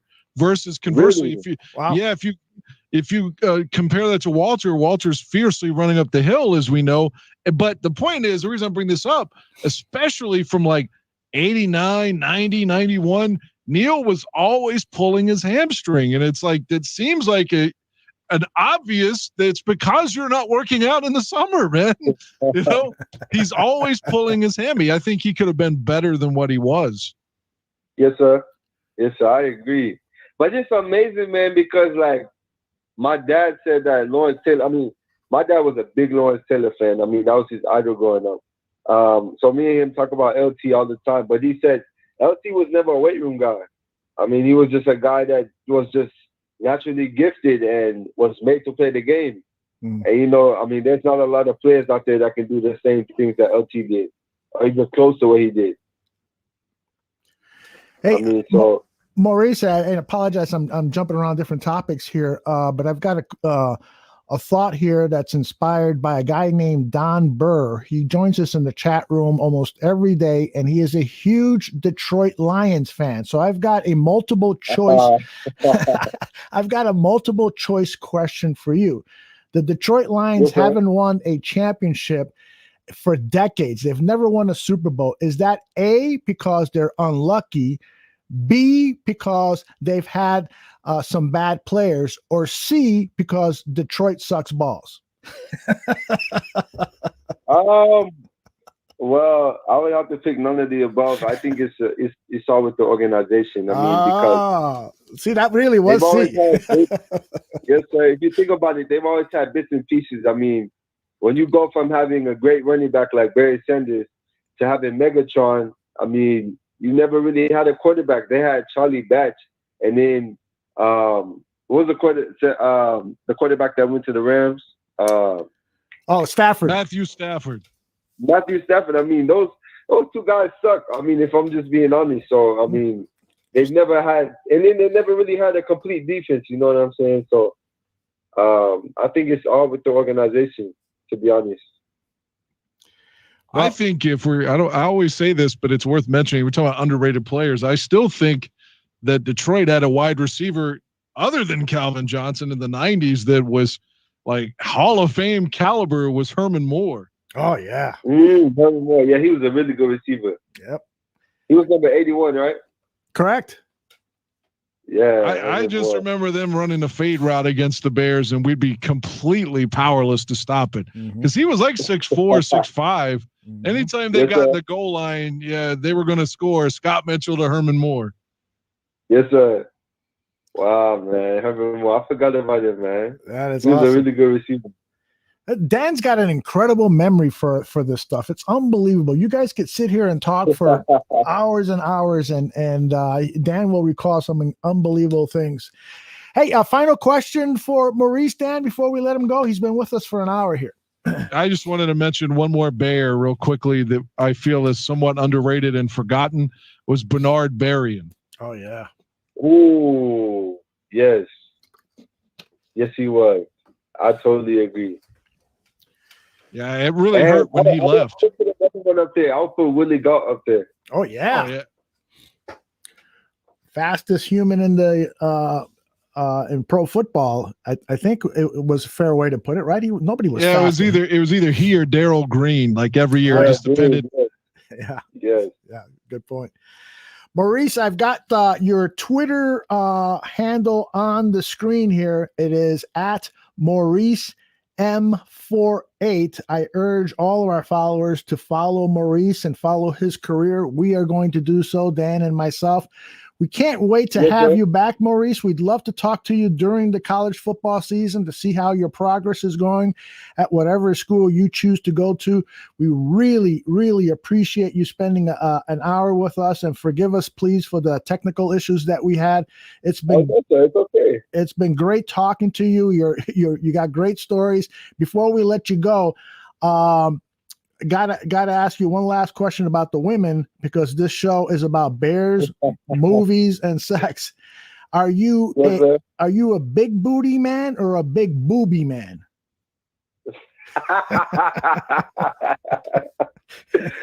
Man, I love a woman with look. So, I mean, me and my dad we talk about it all the time. I mean, me personally, I would rather take a woman with a big butt and little titties versus a woman with big titties and a little butt. You know, it doesn't look right. You know, so I have to go booty, man. There you go. Dan's the same way, right, Dan? I like all the above. Of course, I like all the above too, man. Yeah. For Dan, if she's alive, then she's beautiful. Hey, I don't look like Zac Efron, so I appreciate any lady that's gonna let me crawl up on her. You know. All right, Maurice, we're gonna let you go. And again, thank you very much for a lot of great laughs, a lot of great insight, great stories from the past with your dad and your opinions on the Bears. And again, we wish you tons and tons of luck with your college football career. Oh, yes, sir. Thank you so much for everything, man. I had fun, man. Y'all are a good group of guys, man. All right, man. I appreciate everything. Sounds good. Take care now. Yes, sir. Thank you. You too as well. My pleasure talking with you, sir. All right, man. That was outstanding. Maurice Mcdonald. His father, Rico Mcdonald, played with the Chicago Bears for many seasons. Actually, he only played for 2 seasons, right? Yeah, it was 98, 99. That's what I was saying. It's so unfortunate that when he gets here, we're just bad, you know. But looking back at the interview real quickly, it was just early on we couldn't get any fluidity because of the technical problems. I was worried. I was like, man, this is my get on the interview, and it's bombing. But I think it rectified itself, and especially when he said, "Oh, my dad thinks Khalil Mack sucks," or whatever. That was a moment. That was. Yeah, and he was so excited talking about Tariq Cohen too. So I think those and his criticism of Mitchell Trubisky. So he got passionate there. Yes, it was fun. It was fun. I'm glad we got it going. Finally got it out. And we felt like the Bears, and they come out with Nagy, they're always flat. That's right. But by the time we got to the second quarter, we were okay. Yeah. Well, and some of those questions that we asked in jest about sex and so forth, it's great that he can let his hair down and joke about stuff, and there's no offense meant to anyone. We're just having, this is the bar room, and it's Dan and Aldo talking about sex, movies, and football. And so I thought that was hysterical, and we really appreciate his candor and playing along with us. All right, Dan, who else have you got as a guest? Who should I dial up now? Well, come on down, Dave Wanstead. No, I wish. Yeah, I've promised Dan that I'm going to work on having Wanstead on the show. So hopefully sometime this summer or in the fall, we can have Coach Wani. But I think the best time for us to get him is probably in the summer when his work schedule is not as busy as it is during the football season. So I'll be working on that. And I want to thank everybody in the chat room. But lots of great input during that show. And I really appreciate everybody sticking with us when we went through that 5-10 minutes of technical issues. All right, Dan, let's talk about the HBO show, Mayor of Easttown. The finale was on Sunday.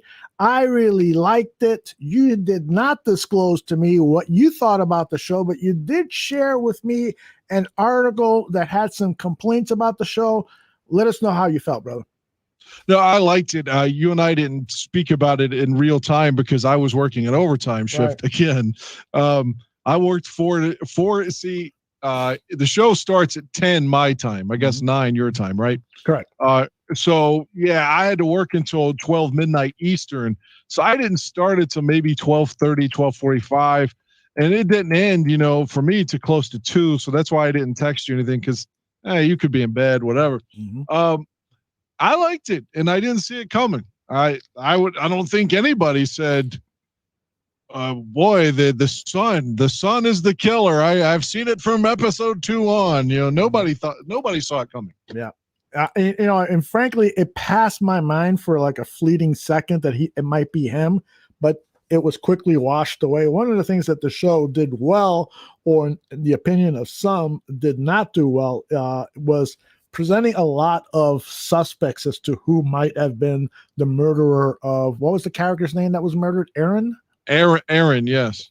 Right. So McMenon. I forgot. Yeah, it's Irish last name, but that's for me anyway. When I see it spelled out, it was difficult for me to pronounce. But nonetheless, there were just a lot of suspects, and in the article that you sent, that author from theavclub.com took issue with that there was just a lot of suspects thrown at us, and it really wasn't necessary to have some of these suspects because, you know, it just kind of cluttered the show. And I kind of agree with that. There was one episode that I described as a filler episode, and you disagreed with me a little bit about that.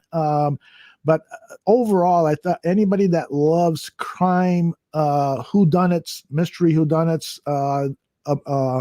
this is a show to watch, and Kate Winslet's performance is just fantastic in it. I've said it over and over again. By the way, I read an article where she said that HBO was spending money to take away some of the wrinkles on her face in promotional pictures, and in the one scene where she's making love, that they were going to spend some CG money on taking away kind of the folds of extra levels of fat, that they were going to do that. And she stressed, absolutely not. This is really important for the character. This is who she is. And she picked out her own wardrobe, and she was, really grungy looking throughout the series. And so, again, I think that just gives her more and more credit for really allowing herself to be portrayed in not a Hollywood starlet style, but a real person facing an existential crisis, because the big storyline that was under the murder mystery was her feelings and her having to deal with the suicide of her son, which I thought was beautifully handled at the end. Didn't you, Dan? Yes, I did. But before I talk about it, since we're doing live radio and these things happen, I've got to handle a station here that's off air, unfortunately. So let me break the fluidity of us talking about it. Can you plug some other things? I need a couple minutes to go and rectify. I am at work, so I need you. No, you take care of what you got to take care of. We'll take a quick commercial break. Thanks. I'm sorry. I'll be sorry.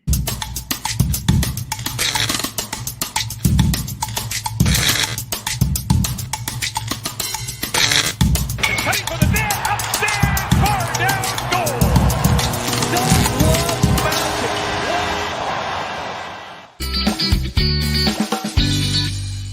Guys, it's Peggy Kaczynski. I retired early from my 20-something career as a sportscaster, covering the Bulls, the Bears, the Blackhawks, the Cubs, the White Sox, and really every other college and high school team in Chicago. So what do you do after that? Well, you start a podcast. That's what I did with my teenage son, Jason. And the result is The Sportscaster and Her Son. Yes, I'm the baby boomer, a mom. We don't get along. We don't have a lot in common, but we both share a love for sports. And we always have great sports conversation. Even better, our guests in the interviews. So come check us out. We're on Podbean and the Barroom Network, or really wherever you get your audio. The Sportscaster and Her Son podcast. See you there.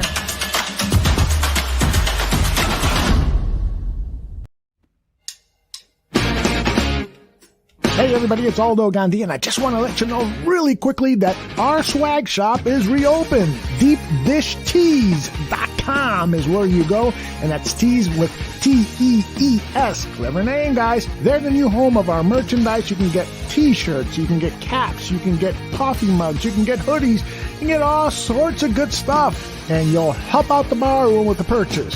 So head over to DeepDishTees.com. We are back. Dan, are you back with us? Dan is still taking care of business. I will also let you know while we're on a little bit of a break here that tomorrow, you saw the quick ad for Bar Down Hockey Talk. Joey and Vinny Parisi, the brothers, are going to be talking about everything that's going on with the NHL playoffs. These guys cover it really well. These guys love hockey. So if you are a hockey fan or know somebody that's a hockey fan, ask them to join us at 2 p.m. Central live for Bar Down. And if they can't join us live, the show will be on demand here on our YouTube channel. So check that out. And then on Thursday, those same two brothers come back at you with Cross Down, Cross Talk. They cover the Cubs, they cover the Sox, and they cover Major League Baseball. They give it like a third of the show to each of those topics: Cubs, Sox, and Major League Baseball. Excellent baseball talk. That's going to be actually episode 3 or 4, and I think those guys are doing an extraordinary job. So okay, I'm back. Sorry. And Mr. Dan Aguirre joins us back with his deep voice. Where were we, Dan? We were talking about Mayor of Easttown, right? Yeah, well, let me give you context for what just happened quickly. Okay.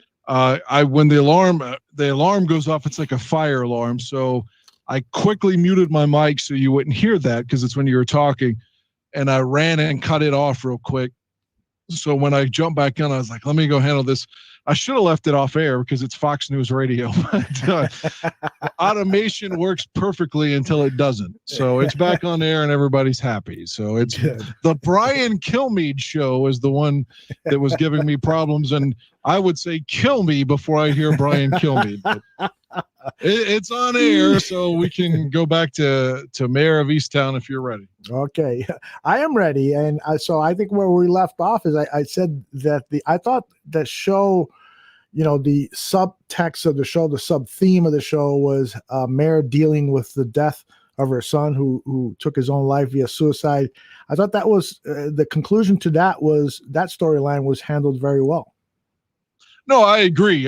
She had said in one of the therapy sessions that she had never gone back to the attic where he had hanged himself. Right. And then at some point, potentially the last episode, her mother, the grandmother, says, it wasn't your fault. Mm-hmm. And I think that was all we're seeing, the catharsis of her character. Mm-hmm. And I thought that was a perfect way to go full circle for the ending, for an epilogue kind of thing. But for her to go to get the temerity, the bravery, the courage to go back into the attic, which is something she had studiously avoided, obviously, prior to that moment. So, yeah, I thought the ending was really good. And I kept thinking in between the 2 weeks, or the last week 6 into week 7, I kept thinking, like, we were, maybe the other brother was going to be the killer, but why would he kill his brother, like fishing?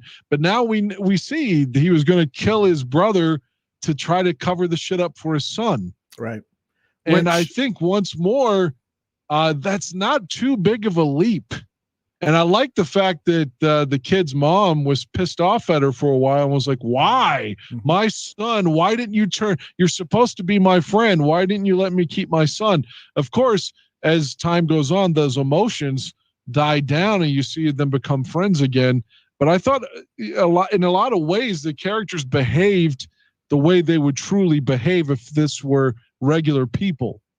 But what do you think about that? Yeah, I sort of agree with you, although I just think that there could have been more. So, for instance, Billy is the brother character who is going to become the sacrificial lamb.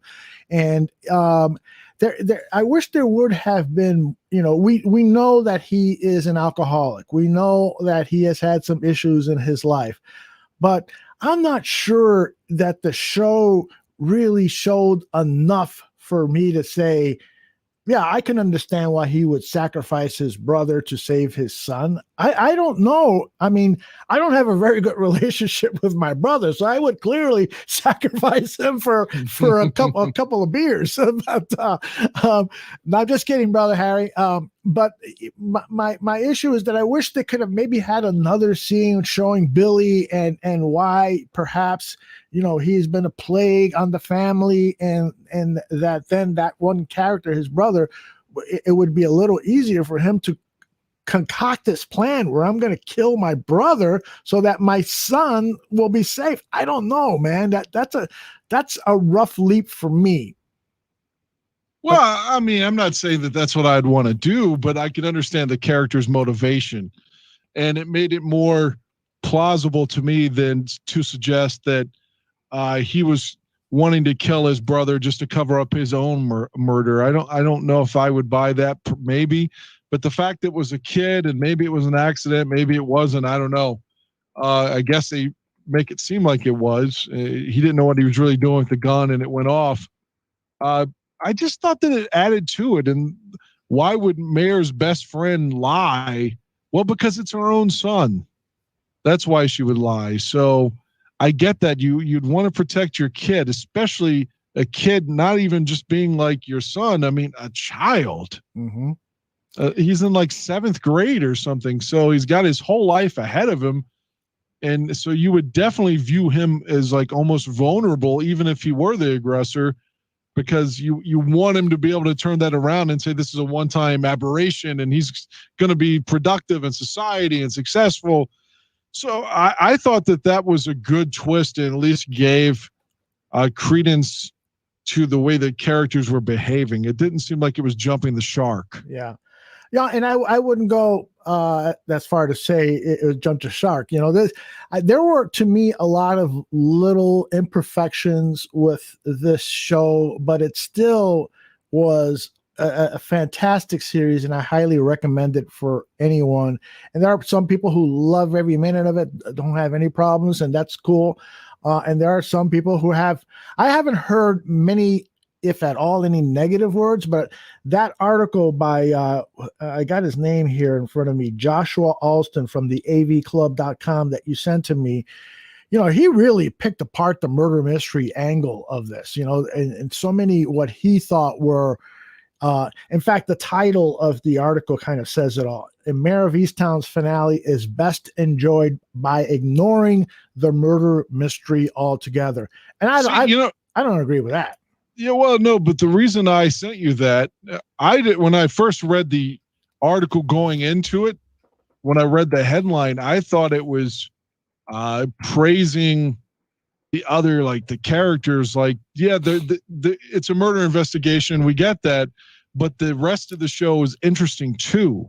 Mm-hmm. You know, whether it just be the relationships of Mayor and her ex-husband, her daughter, the backstory with the death, her mom, the boyfriend, the Colin character that she was starting to like, and then he dies, and all these other things. The town, you know, like the guy at the beginning helps her get the gun. You know, when the show first started, she went there for the prowler call. Mm-hmm. You know, and the lady, she had died, and you know, all these like characters. You like the whole town. You had that overdose from the one guy. And you got the backstory of the other girl solved too. I mean, I was just saying there was so much going on that you could, in another world, have a spinoff show of just something that was not as dramatic as the murder and still enjoy it. That's what I took from the article. That's why I shared it. Yeah. And I totally agree. I think there was a lot of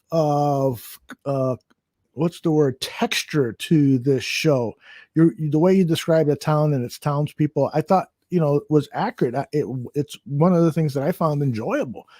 So, again, highly recommend it. Check it out. It's on demand on HBO. It's a great, I think it would be a much better binge watch than it was with what Dan and I did, which was to watch it over, 6 episodes? So 6 weeks. Excuse me. And so I think it was 7, wasn't it? Was it 7? I'm pretty sure it was 7. Yeah, I think you're right. So I wanted to talk about another show that I don't think you have seen. And if you haven't, have you seen any of the seasons of Fargo? I did see the first one. Mm-hmm. And Billy Bob Thornton's character, it was so implausible. And again, I'll use the Fonzie reference again. It just jumped the shark so many times. And it was such a ripoff of their character from No Country for Old Men, the great character that Javier Bardem portrayed. Mm-hmm. I just thought the first season, like I said, Billy Bob Thornton's character was so unrealistic. that I didn't watch any more of it. Really? Well, I have to disagree with you. I thought the first season was really good, and the Coen brothers really had nothing to do with the production of it other than helping to get the money together for the production, which was run by a guy named Josh Hawley. He wrote most of the Josh Hawley, the guy he's a right winger. That guy? I don't think it's I don't think it's that guy. But apparently the Coen brothers, they were presented a synopsis of what this television series would look like, and they read it over, and their remark was, wow, you have done such an incredible job of kind of capturing what we were trying to do with Fargo, the movie. And so they worked with Hawley to make sure that the TV series found a home. They did with FX. And now it's the fourth season was completed and aired a few months ago with Chris Rock in the starring role, and each season has taken on it's a new anthology. It's a new murder mystery that happens in some place. The first three seasons were in Fargo, but this fourth season was not in Fargo. It was actually in Kansas, and there are mentions about Fargo, about this gang in Fargo and so forth. And there's one character with the Fargo accent, but everything else is different. It's about these warring gangs, and Chris Rock is the leader of one of the gangs, in a dramatic departure for him, going from comedy to drama. I thought he did a good job. Excellent performances. I recommend Fargo season 4, and in fact, unlike Dan, I recommend season 1 and season 2, 3, and the new one 4. I think that's an outstanding series, and I'll tell Dan, give it another chance and pick any one of the seasons. Season 3, I think, is the best season of all. I remember a screenwriter saying the most important thing when you're making a drama is make sure you develop a really good bad guy. And I think that's one of the things that the Coen brothers do, and Josh Hawley has done on these Fargo series. Every season, there's just an outstanding bad guy. And in season 3, the bad guy, holy cow, man, he is one of the most outstanding bad guys in television history. Zach Sullivan says Fargo, the movie, was awesome. Did you enjoy the movie, Dan? I haven't watched it in about 20 years. I remember, wasn't Steve Buscemi in it? Yes, he was one of the idiot. No, I like Steve. I do. He's great. Yeah, I haven't watched it since about 2000. I remember thinking it was okay. Mm-hmm. I didn't love it, but I certainly didn't dislike it. And the season 1, there were times that I liked it. Don't get me wrong, and I watched it all the way through. Mm-hmm. But Billy Bob Thornton's character was goddamn, the Terminator, Schwarzenegger as the Terminator was less difficult to fucking kill than Billy Bob Thornton. I mean, I thought he was way just completely unrealistic and implausible. Yeah, I didn't get that when I saw it season 1, but maybe if I see it again, maybe I'll look at it from a different perspective, given what you shared. Any other thing? I know you've been super, super busy at work. You only slept 2 hours in the last, 48 hours, something like that?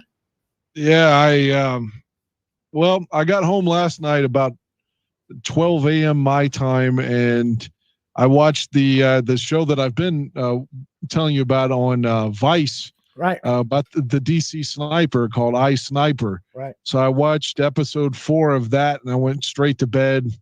Got up, did 8 to 4. I came home. I slept an hour in between, and came back to work here. And I got to go back to 911.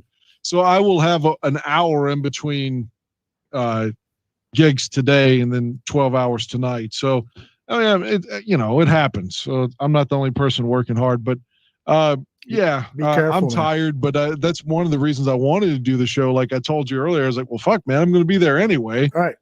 So at least it'll keep me engaged. Right. So that's what I'm hoping when I get to 911 tonight, that we won't have. It's the first of the month though, so I expect it to be petty domestics and fights and drug overdoses and shit like that. So, why does that happen in the first of the month typically? I don't want to sound political, but a lot of people. You don't want to sound political. Well, I'm not against social nets and programs to help people. So I'm not trying to kick the program, but there are a lot of people that exploit it, and a lot of people that they get their check and then they run and buy drugs with it and alcohol, and then that's where you see a huge spike in whether it be overdoses or domestics, fights, the first couple of days of the month, and potentially the last at the end of the month, because they're dry, they really need some shit, so they're like irritable. Right. But early in the month, we live in an area where there are a lot of fucking addicts. And actually, it's something else I watched recently, and my town was in it, and the college that I graduated from, albeit briefly, but it was on HBO. It's a 2-parter, which on its face, it's not something that I'm so passionate about that I was like dying to watch it, but I was at work trying to stay awake. What's the name of it? I'm trying to think. The Crime of the Century. Okay, yeah, I heard of it. Okay. It's a 2-part. It's 4 hours overall, and it is political, and but I'm not just saying this because of where I'm from, because this could be people in Illinois, this could be people in Colorado, and those M's there could be people in Connecticut, people in New York, anywhere. But I'm not just saying it because I'm from an area that's been ravaged by this. But the documentary shows how, like, when they were developing OxyContin, for example, like they bribed the FDA for its approval. Then the guy that gave the approval then went to work for OxyContin, and all these things over the years that it's just, and even like when they had it, the case built to show that they knew, like almost the way tobacco companies got hammered like 25, 30 years ago, they knew that people were dying and overdosing, and they were still going out and saying, you can't get addicted to this. And they knew they were lying. So people were building cases, but they got squashed for political reasons, because they had, of all people, they had fucking Rudy Giuliani going out and lying for them and advocating for them. And but they had Democrats too. They had Chris Dodd. So they had powerful politicians that, despite, like, they were showing, like, they had, I mean, it's got specific emails on there. They've got depositions. It is thorough. And the second episode, it gets really deep into the rabbit hole, so to speak, showing you how the pharmaceutical reps, how they bribe the doctors to write prescriptions. So basically, doctors don't even give a shit how you're getting well. They just write a script because they're benefiting. They're getting paid to write the script. And again, there's emails and communication. They're financially, they have to write the scripts. And it was showing how people, the reps were going to jail for it finally, and people were finally being held accountable. But the opioid crisis is sort of out of the bag then. And even so, they changed the law somewhere around 2014 or 15, which made it more difficult to hold them accountable. And who signed that? Barack Obama signed that. So again, what I'm saying is, I'm not being political. It's both sides just sort of, well, yeah, I mean, capitulated and let this happen. Right. And a lot of people, I tell a lot of people, the Democrats are just as blamed for a lot of the ills. Us liberals, we continually blame everything on the Republicans. No, Dan just named two people, Senator Chris Dodd, former Senator Chris Dodd, and former President Barack Obama. They were complicit in a lot of this stuff too, that has haunted this country. And yeah, you could say, well, the Republicans maybe did more and stuff. Whatever. There's a lot of blame to go around. So I was actually playing the trailer while you were talking about the Crime of the Century on HBO. I'm going to put it on my watch list. So have you seen anything else in the limited time that you've had to watch stuff? Yeah, well, yeah, I'd have to think about it for a second. But do you want to play the trailer so that the people can hear it or see it? They were watching images of it while it was on. So we'll just leave it at that. Yeah. Okay. Yeah. you were doing an outstanding job of recapping the story. So that's cool. Well, like I said, the first one it shows all these little towns, and it's my epicenter of the world, you know. So I mean, like specifically, it mentions my town, and like I said, it shows the college I went to, and I didn't know that was going to be there. So that I mean, it's not like I went to, or even from where you are, it's not like I went to Illinois or something, you know. I mean, so I didn't expect that at all. And then, like I said, it's so deep and thorough with all the stuff they have. I can't, if you have any, I don't know if it means like you got to have somebody that you know that's fucked up on these things, or maybe it is political, whatever your axe to grind is with it, or maybe you just want to see how just unbelievably brazen that the doctors and the reps and the politicians and the FD, all these people together made this problem. It's a man-made problem. Right. You've been hearing that COVID is man-made in a Chinese lab, blah, blah, blah. Republicans have been saying that for 2 years now, but this really was a man-made issue. And they're like, it was crazy. Their whole thing was, you know, we need stronger. We need more milligrams. That's the problem. You need more milligrams. It's like when the Republican will say, oh God, that's another show to mention. I've mentioned this to you before, and I don't think you've watched it, but you have to see, and it'll go straight into my reference. You have to see Black Monday. Season 3 is on Showtime now. It's just beginning. 2 episodes in. It's carried by Don Cheadle and the guy that was on the HBO show Girls. He played Lena Dunham's gay best friend, former lover. Yeah. His name. Yeah. Is it? I just looked it up. Where is it? His name. Oh, darn it! Where'd it go? His name's Andrew something in real life, but Andrew Rannells. Oh my God! So he's a politician now on the show, which it's just unbelievable. But he gets shot, and they go into, like, you remember the Bill Murray film Scrooged? Yeah. Where he has like he goes back in his life, his time to figure out where he was, how did he get here. And at the very end, he's like, I want to be a better person. And the last thing at the end of it, they're like, well, we'd like to give you lots of money and lots of power. And he's like, well, let me think about it. Okay, yeah, I think I'm leaning toward that. And as the episode's going off, he's like, you know, his character had just gotten shot. He's like, you know what? He's like, what we need.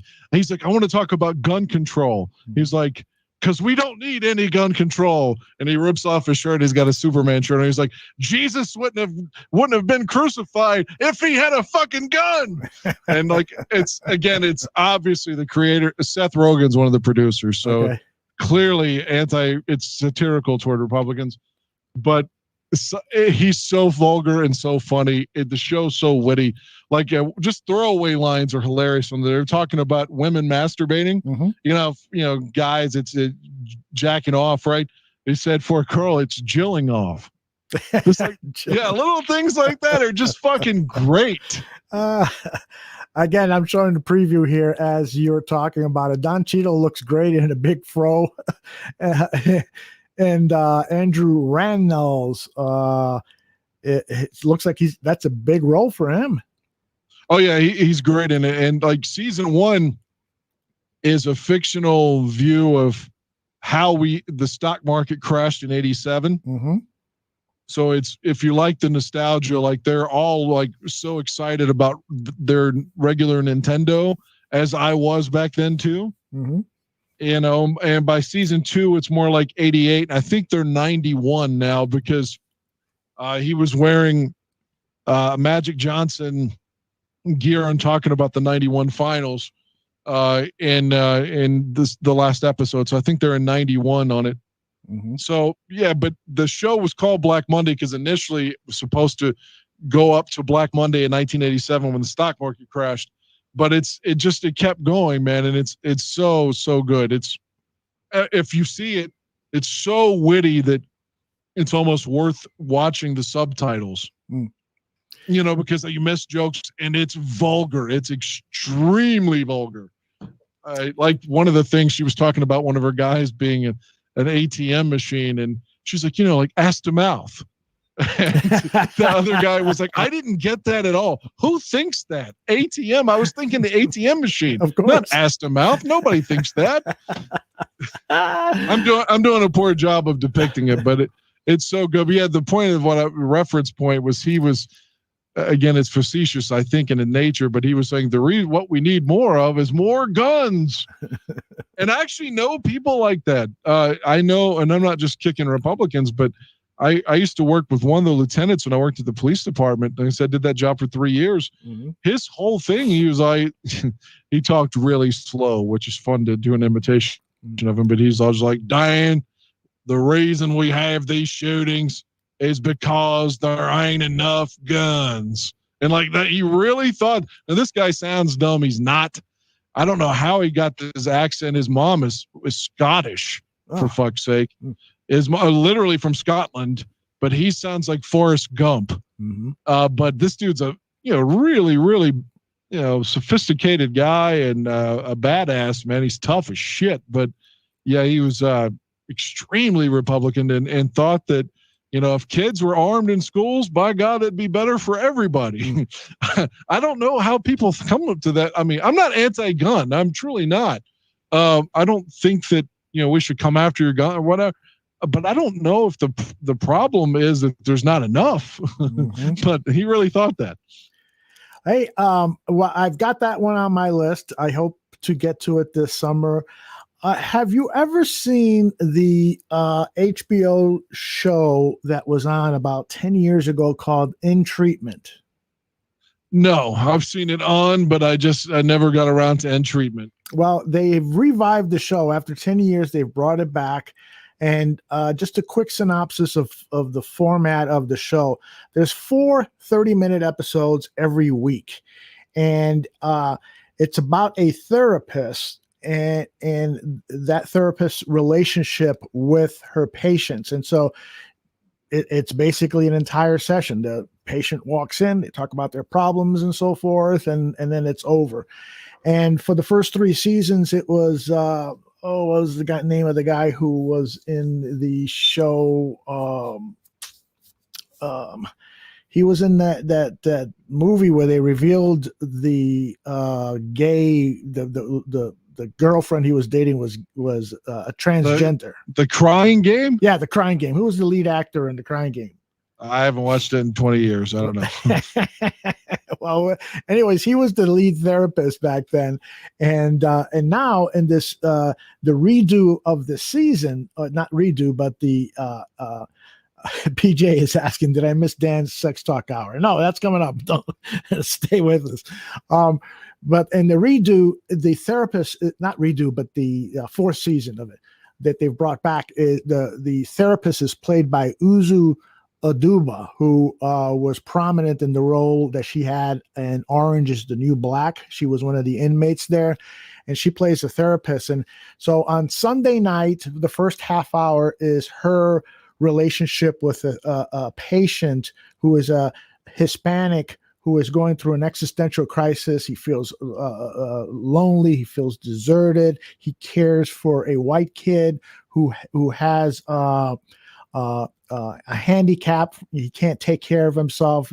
And so this kid is there taking care of him, but nobody is taking care of the kid. And I call him a kid because he's a Hispanic kid in his mid-20s. The second story is about some tech genius who apparently committed some crime. It hasn't been divulged yet what crime he had, but he was sentenced to jail. And now the court has mandated that he sees a therapist for a minimum of 4 sessions before they consider his parole. And then the third one is about a young, beautiful African-American woman who is born to wealth and has taken on self-destructive behavior because of her feelings about what is going on to Black people in America. And, she's like cutting herself because she feels like she's been immune to all of this stuff that's happening to Black people. And so she's starting to inflict pain on herself. That appears to be what's going on with her therapy. And then the 4th episode is of the therapist herself. and the help that she's getting because she's an alcoholic. And her sponsor stops by every week and has these talks with her and is afraid that she might be on the cusp of approaching her alcoholic ways again because she's met up with an old boyfriend who used to enable her behavior. So to me, it's a really, really well done show. If you don't mind a half hour of just plain talking. And that's all it is. It's basically you're eavesdropping in on a therapy session. And I find it fascinating. I found the first 3 seasons fascinating, and I wish I could remember the actor's name. But now this 4th season, I don't think it's quite, at least after the first 2 weeks of episodes, I don't think it's as good as what I saw the first 3 seasons, but it's definitely caught my interest, and I have it on my must-watch list. PJ is saying that he's trying to check out Collateral Beauty on Netflix. You know anything about that, Dan? I do not. And then Zach Sullivan was earlier said that he was watching something. I'm scrolling to see if I can find it, but I can't.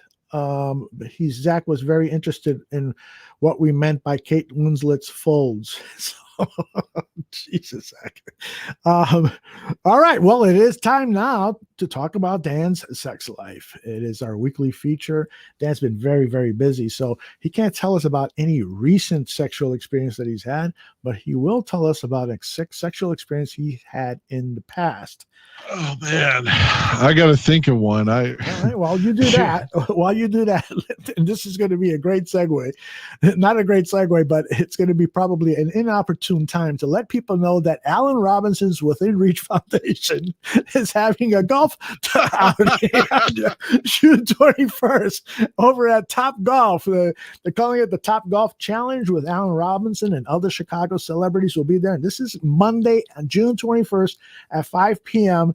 Go over to allenrobinson.org, or I did a mini link to the page on their website. It's bit.ly/ARobGolf, so you can get the details, and you can play golf, have some fun, and they've got a auction there where you can bid on some sports memorabilia. It all happens Monday, June 21st. I think it starts at 5 p.m. So hopefully you can get out there.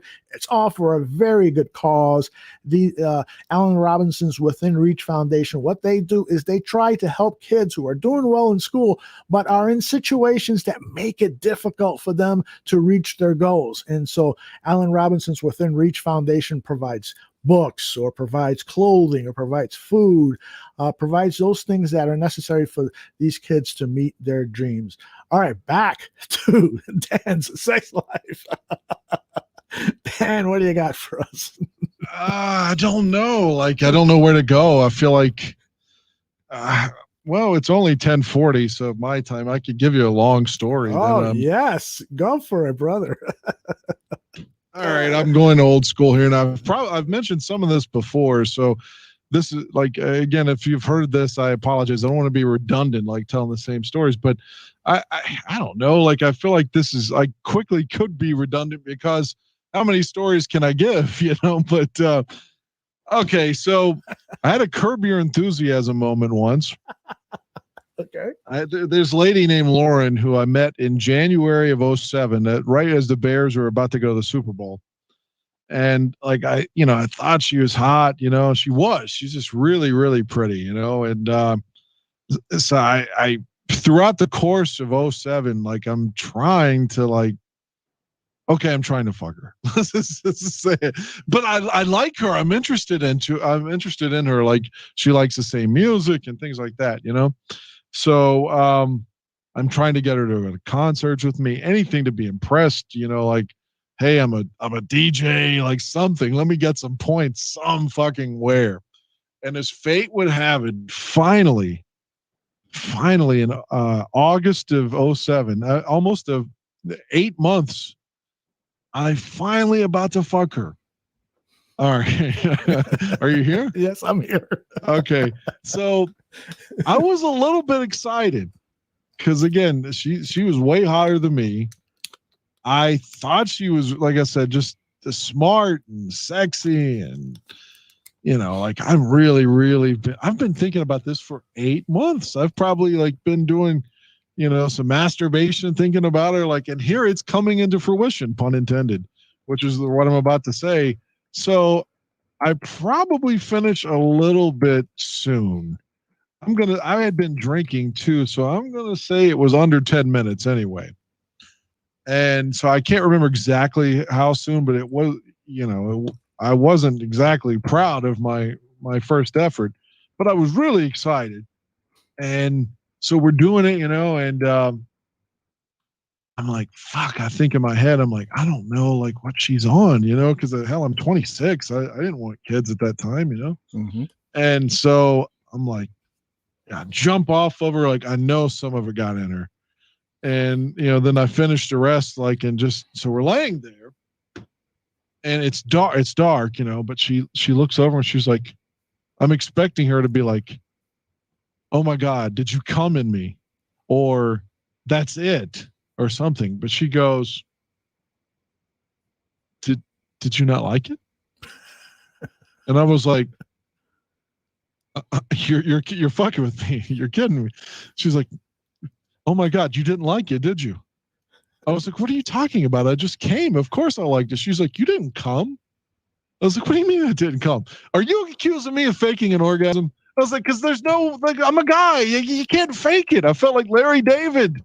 But she honestly believed, she's like, where'd it go? And I didn't want to come out and say, well, check your fucking vagina.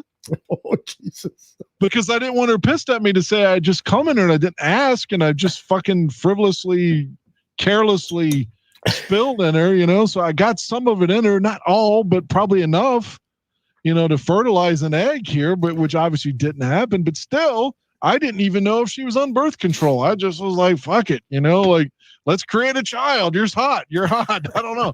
So she accuses me of faking. And I said, well, she's like, well, where did it go? And I was like, well, fuck, I beat all. It's on the sheets on me. I don't know. But she literally didn't believe me. She thought that I didn't like it. So she's like, well, why did you stop? Because I fucking came. I stopped. I can't go anymore. Give me a few minutes. I'll revive. But, she honestly thought I didn't like it. And it's crazy. Now, granted, she had been smoking weed or whatever. I don't know what the fuck, So her thought was a little cloudy, I guess. But that's how I survived it. I came out again, no pun intended on that by saying I had to come out and say, okay, a lot of it went in you. Okay, I'm sorry. But that's the only way she bought it. Okay, to finish the story out. So pretty soon she's my girlfriend, and I'm really happy about it. Like I said, she's remarkable. And I had a thing going. I don't know if you saw the Dane Cook movie called Good Luck Chuck. The premise of Good Luck Chuck is whoever he fucks, the next guy is who they're going to marry after him. Okay. That happened to me like 4 times in a row. And this happened to me with Lauren. So Lauren, this is 2 things that turn Lauren off. And one is crazy. Mm-hmm. One is absolutely crazy. I told her going into it, I didn't do any drugs. Mm-hmm. I said, I don't give a shit if you smoke weed. I don't care. Like I said, just are you good with the fact that I don't do it? Because I don't give a shit that you do. I was like, you can smoke it at my fucking, back then I had an apartment. You can smoke at my apartment. I don't care. Just be cool that I don't do it. Because my experiences with women that use drugs, if you don't use drugs, they look down on you like you're a goddamn narcotics agent or something. And so she agreed to this initially, but it would become a problem quickly. So 2 things happen. A, she has a birthday and wants me to do ecstasy with her. So I decline. Told her I don't do drugs. So she holds on to this, as I'll tell you in a second, like a bomb. Like this is like a huge thing. And secondly, the Bears are playing Detroit at Ford Field in 2007, week 4, I think. And that infamous game that Brian Greasy played. And Detroit scored 34 points, I think, in the 4th quarter to come back and beat us. She had been gone the whole game. She just showed up at my apartment, and the Bears are up, I don't know, like 17 points in the fourth quarter. And she witnesses me just completely melting down like the 07 Bears defense. And she's not a sports fan anyway. And so she literally, I could tell, like, this was like, it's like she caught me jacking off to some weird porn fetish that she thought was strange. She was looking at me differently. And the next week, this is all jokes aside, next week, my friend Michael's mom dies, and he grew up 3 houses from me. Mm-hmm. She had a horrible end of her. Around 35, they diagnosed her with lupus. And by like 40, she had lost both of her legs up to her knees, and like her arm got cut off up to one of her elbows. Just awful, man. Like, and it happened so quick. She got diagnosed about 35, and she didn't make it to 45. I can tell you that. And the last like 3 years or so of her life, she was just doped up on pain medicine at a nursing home.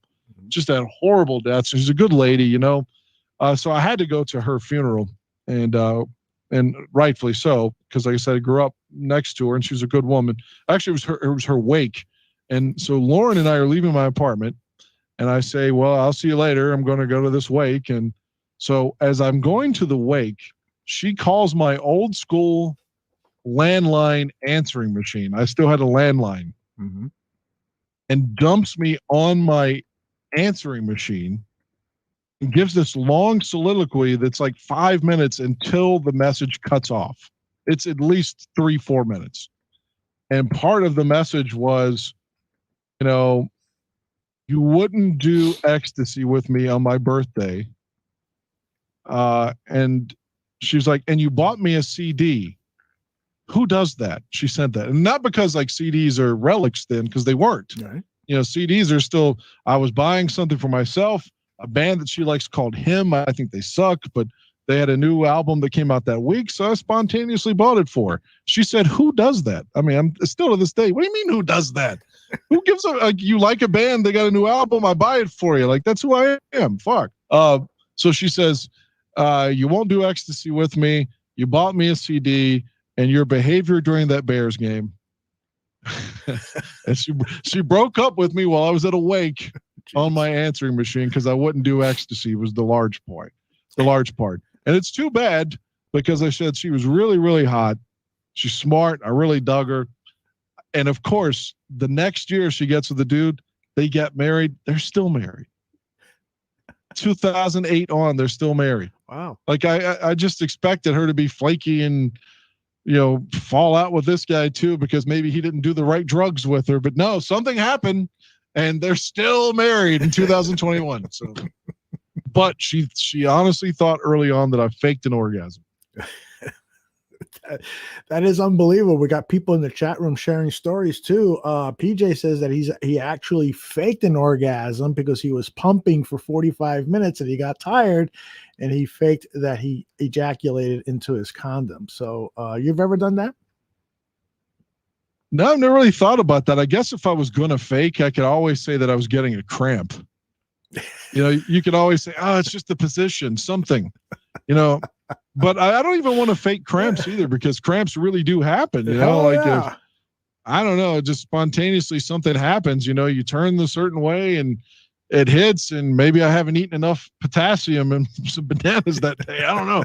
So it'll hit. So I always feel like I'll jinx myself if I fuck around and fake shit. But no, I've really never faked an orgasm. I don't know. She really thought that I did though, but I really didn't. I have. I used to date a girl who would just look forward to my ejaculating. And there was once where I'd never taken Viagra or anything like that, but there have been times in my life where I just get erect and I can't ejaculate. I'll go an hour and a half and so forth, and I just can't. And so this woman is like, are you going to come? Are you going to come? And finally, okay.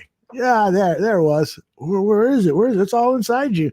And, I don't think she believed it, but I faked it. So and it had to come to an end. Well, I mean, still walking around with a heart on too.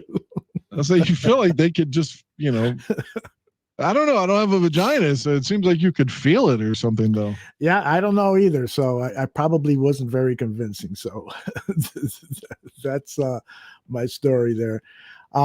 So when are you going to have sex again?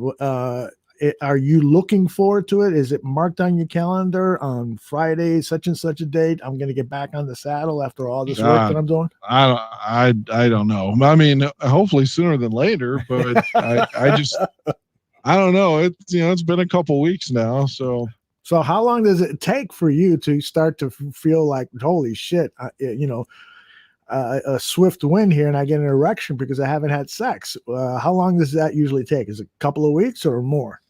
Can you go a month without sex? If I'm busy, then yes. If I'm like really, really at work, if I had time off, no. If I was just sitting at the house and like, let's say I was off like a whole weekend or 3 days or something, 4 days, and just had nothing to do, like I can't mow the lawn, it's raining. The house is clean. Mm-hmm. Nothing's on TV. I've already worked out, just it's I gotta find somebody. It's gonna, like, in that regard, like it would hit me. If downtime, it would definitely hit me. But the good thing about this is when you've been really busy, it's like the first time you're like you haven't beat off or anything in like 6-7 days, and then you get that first nut. And like literally you could like put somebody's eye out with that shit. Like, you're jacking off, it squirts all the way up to your like clavicle. It's like I could be a porn star right now with this ejaculate, Yeah. Although I think for some reason I've been masturbating quite feverishly lately. So, so it's been a while since I've had that buildup. Right now it's very, very clear looking. It's not very milky looking, and so it's probably too much information. Yeah, I've done that. I have done that too, especially when I was young, man. If I miss a day of school, like 9th grade, 10th grade, and like nobody's home. And you can watch, like back then you couldn't watch porn on your phone. You had to put it in the VCR. Mm-hmm. And if people were home, you had to watch it like at minuscule like volumes, like where nobody else could hear it. But if it was a day like I'm going to miss school and nobody's home but me, and you could turn the volume up on one of those days, man, I would like jack off like 6-7 times in an 8-hour span. And before somebody got home, I'm basically coming cotton balls. Nothing left, man. It's got to regrow the next couple of days. It's all out. Yeah, that's about my limit too, that I've had over an 8-hour span. It's that half dozen. After that, it's okay. You need to take a break here, pal. Yeah, that's when I was younger. Like now, 2-3 times, I'm done. There you go. All right. Last half hour here before we pull the plug on this. You want to talk anything special, my friend? And I'll ask people in the chat room if they have any questions, any topics they want to throw at us. We'll finish the show with kind of a potpourri of things to talk about. Anything on your mind that you want to share, brother? I'm on my mind, the things I've been talking about, again, TV, that some politics, which I don't really want to alienate our fans with, or not fans, but just the bar room. It sounds so arrogant to say fans. Barfly. Barfly. We'll go with Barfly. There you go. I don't want to alienate them, but I am worried about some of the shit that's happening right now. Yeah. Me too. And I don't want to talk about that because it's really so fucking depressing. And let's save it for another show where we could really get in depth into some of those things. Here's a topic that I wanted to share with you guys. And PJ, we did talk about the Bears earlier, but we'll talk about the Bears a little bit more. But let me bring up this topic first. There have been several incidences where fans at basketball games primarily, but I think it's been in other sports recently, have been throwing items at the athletes as they're either playing, or one player was spit on, Trae Young, over at Madison Square Garden. Kyrie Irving, there was a water bottle thrown at his way. There was beer dumped on another player and so forth. So on Russell Westbrook. And this is just despicable, and it's got to stop. It has just got to stop. Fans, to me, there have to be actions taken either by the law or by those organizations hosting these events to really make this a criminal matter. We don't want to get out of hand. It's the safety concerns for the players themselves and the fans and nearby locations is just too much. We're paying money to go to a sports event. We should be free of concerns about safety for the players and for the fans. So that's got to stop. There also, though, is a responsibility on the part of the athlete. In the Kyrie Irving situation, at the end of the game, there's videotape of Kyrie Irving walking over to the opposing team's emblem in center court. The team was the Boston Celtics, and he stomped on the face of the emblem and walked off. And apparently he did this because there's just been incidences throughout the week.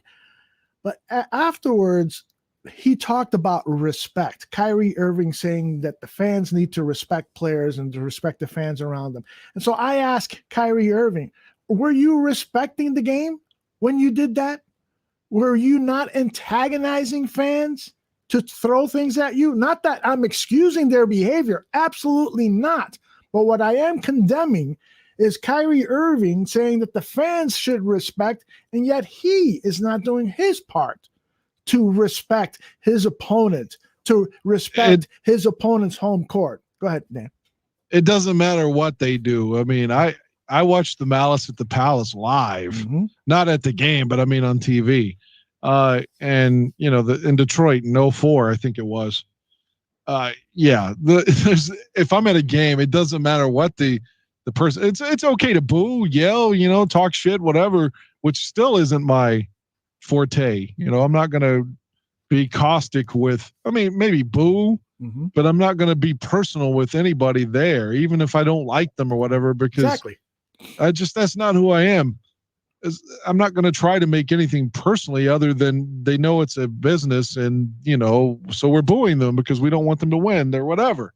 But when it doesn't matter what they do, if there's a TO moment where he goes, Dallas and spikes the ball, or you didn't see that in Dallas. The Cowboy fans weren't throwing shit at him, So yeah, the NBA fans need to chill down a little bit. I mean, there's nothing that happens on the court that would advocate you throwing shit and getting involved. When I look back at old sports so much, it's almost incredible to think there were not more incidents, because remember back in 70s, 80s, and whether it was college or professional, when somebody would win, like all the fans would come onto the field. Like you would think, like you'd go to jail if you stormed the field, but like that happened routinely. Right. Whenever, a team won the NFC championship or whatever, like the fans, like the whole field would just be covered by fans, and basketball, courts as well. So it's hard to believe there were never any incidents back then, but it didn't seem to occur. But like, since 04 on, man, it's like, you're always wary of something like that happening. So I think Kylie can say whatever he wants, do whatever he wants. The league can mandate that and suspend him or give technical fouls, whatever.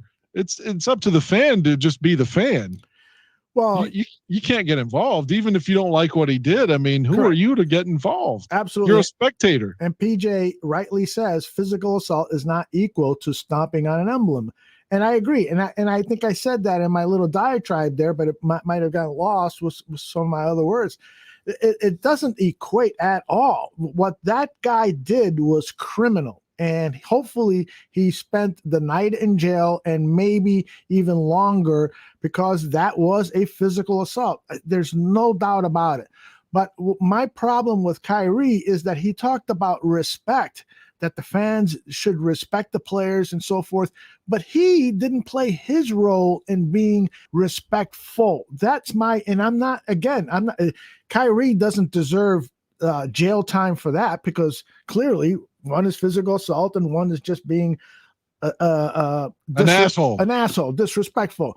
And so, but I'm not equating them, but I do think that we all have a responsibility to temper situations down. And so, he instigated it perhaps because I don't know for sure why that dickhead threw that bottle. But perhaps Kyrie instigated it by stomping on the logo, and I just don't think that that's right. And so he could have played a better role in that. 4,000 Clovers. Well, I'm sorry, real quickly. 4,000 Clover says people are getting restless coming out of the pandemic, just like all these fights that we're seeing on airplanes lately. Please go ahead, Dan. I was just going to say he obviously didn't feel like his run in Boston, when he played there. Oh, that's right. That's another thing. Yes. Yeah, it didn't turn out the way he wanted it to. So I think that adds to, his actions there. And again, it's like playing a bad guy wrestler. Mm-hmm. I don't think that, anything, if you go to a wrestling show back in 1998, you might have somebody tell you to suck their dick, especially if it's ECW. you can't get involved even if somebody insults you. Right. So, if he stomps on the leprechaun, okay. So, I mean, you can't throw shit. You can't get on the court. Right. Again, you saw what happened with Ben Wallace and Ron Artest and that Jermaine O'Neal, that horrible situation. So, Absolutely. Absolutely. All right. Let's finish by talking a little Chicago Bears football. This is OTA week. Started today, Tuesday.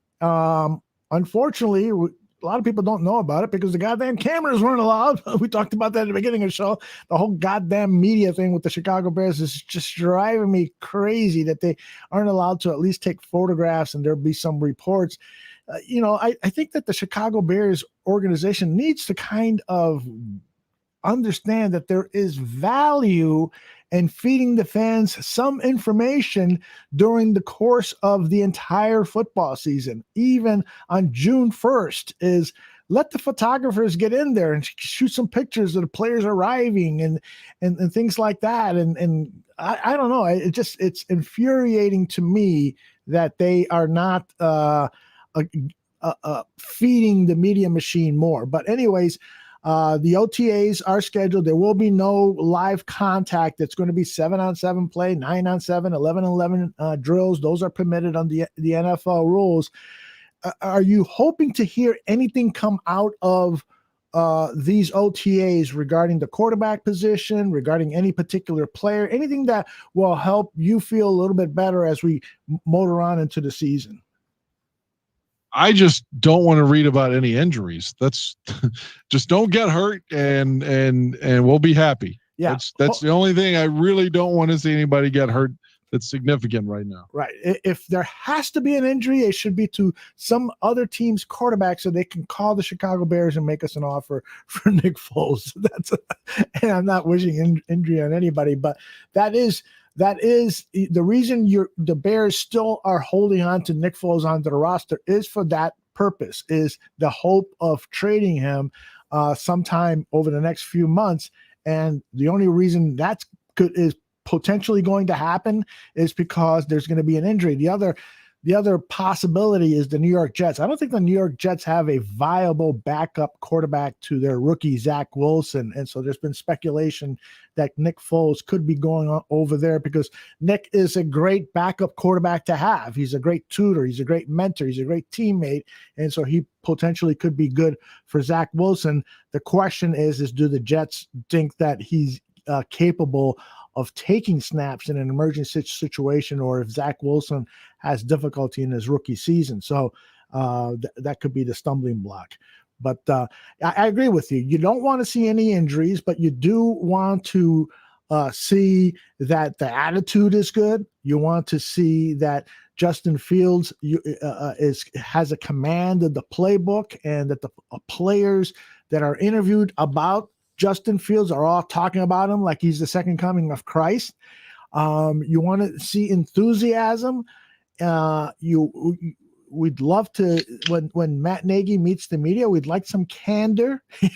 We'd love to hear him say something where we just don't roll our eyes and say, here he goes again. Those are some of the things that I'm hoping for. Travis in the chat room says the secrecy of this organization is unreal. Yeah, and all you need to do is look at the Indianapolis Colts organization led by Chris Ballard, who interviewed for the Bears job that lost out to Ryan Pace.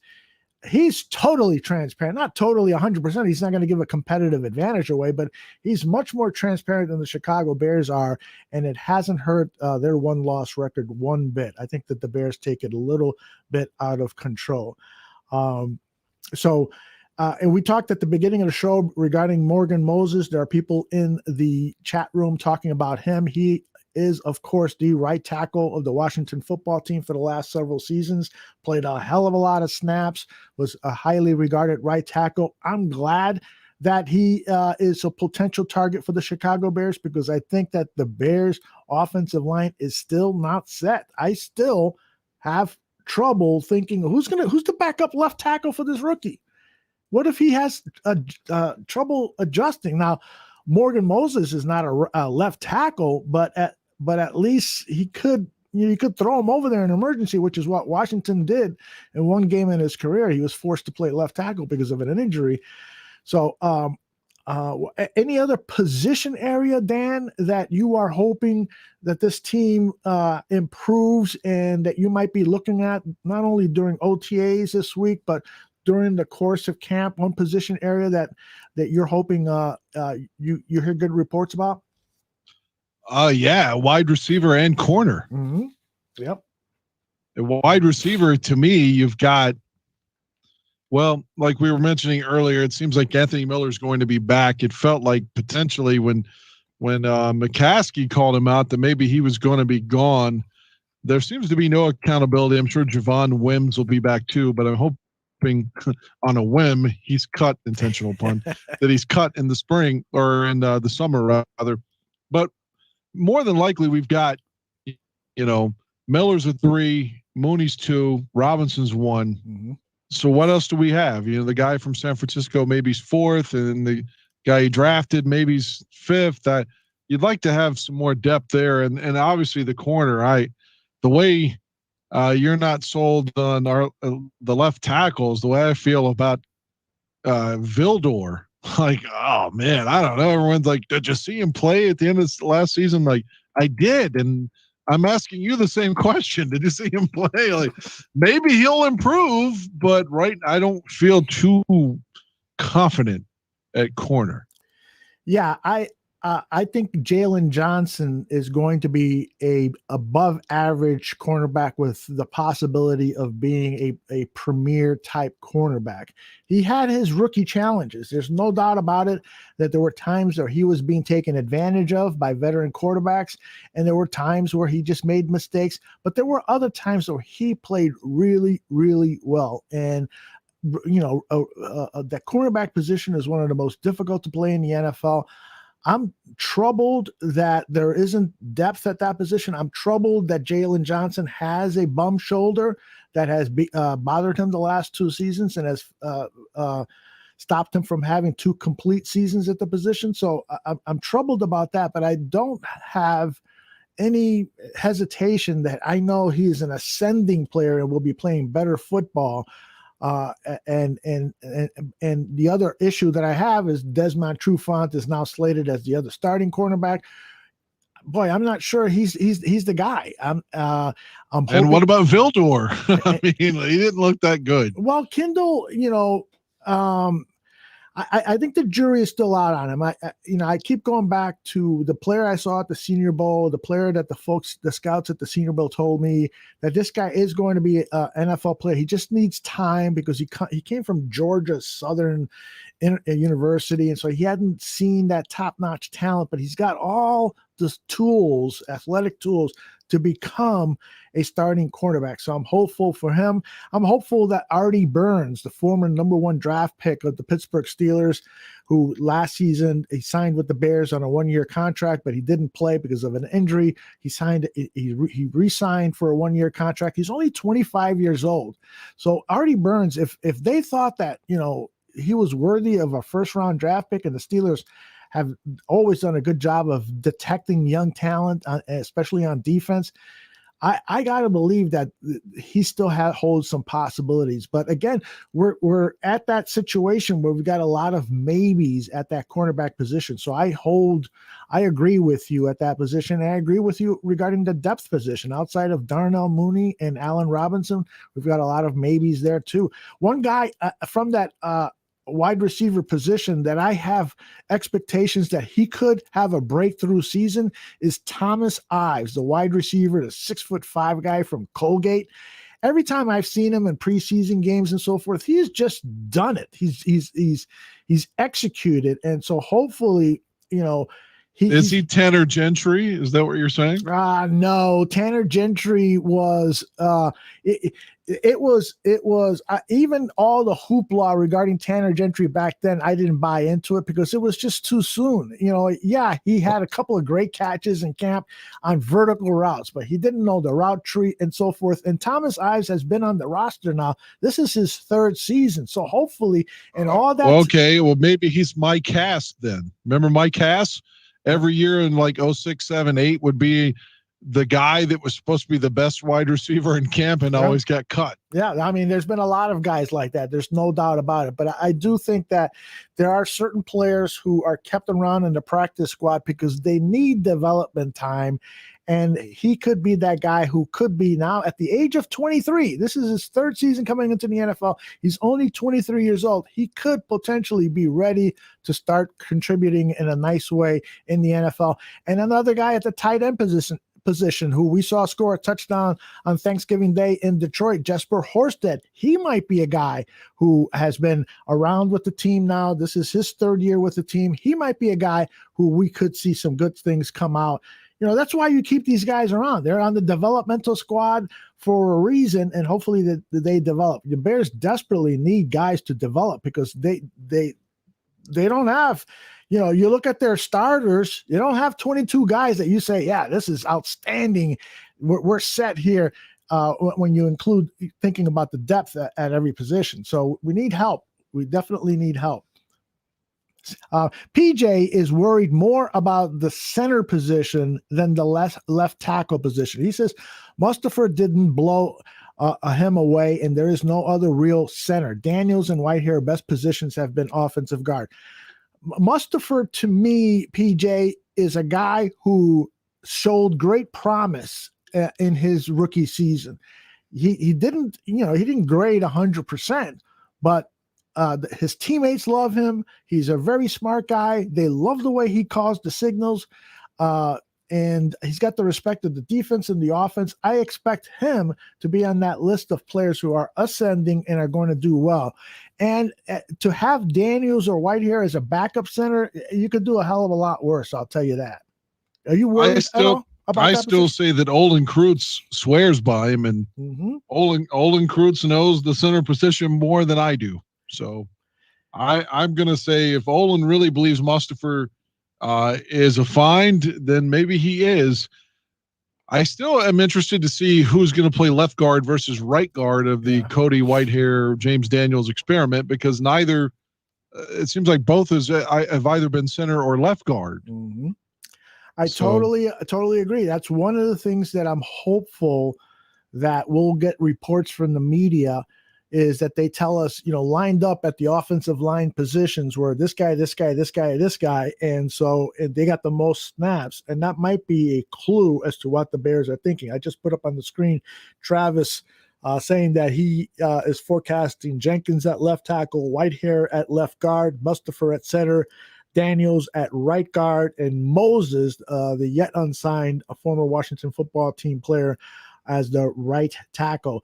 That would be a great starting point. And then when you look at the fact that you got Jermaine Ifedi as a backup, and there's some other offensive linemen who will be capable backups, if all those guys are doing their jobs and playing well as an offensive line, and then you got the backups like Ifedi, then all of a sudden the problems with the offensive line of the last several years, it will be a thing of the past, hopefully. And you still got Bars. Bars can play a couple of different positions. Bars is a great tool to have because he has seen action at the left tackle position in a preseason game. He's played the guard positions.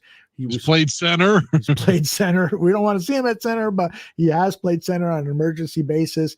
So Bars could be a really, really key piece to this puzzle. And I wouldn't be surprised at all if you saw Bars in a starting position at one of those spots. At the expense of who? Daniels?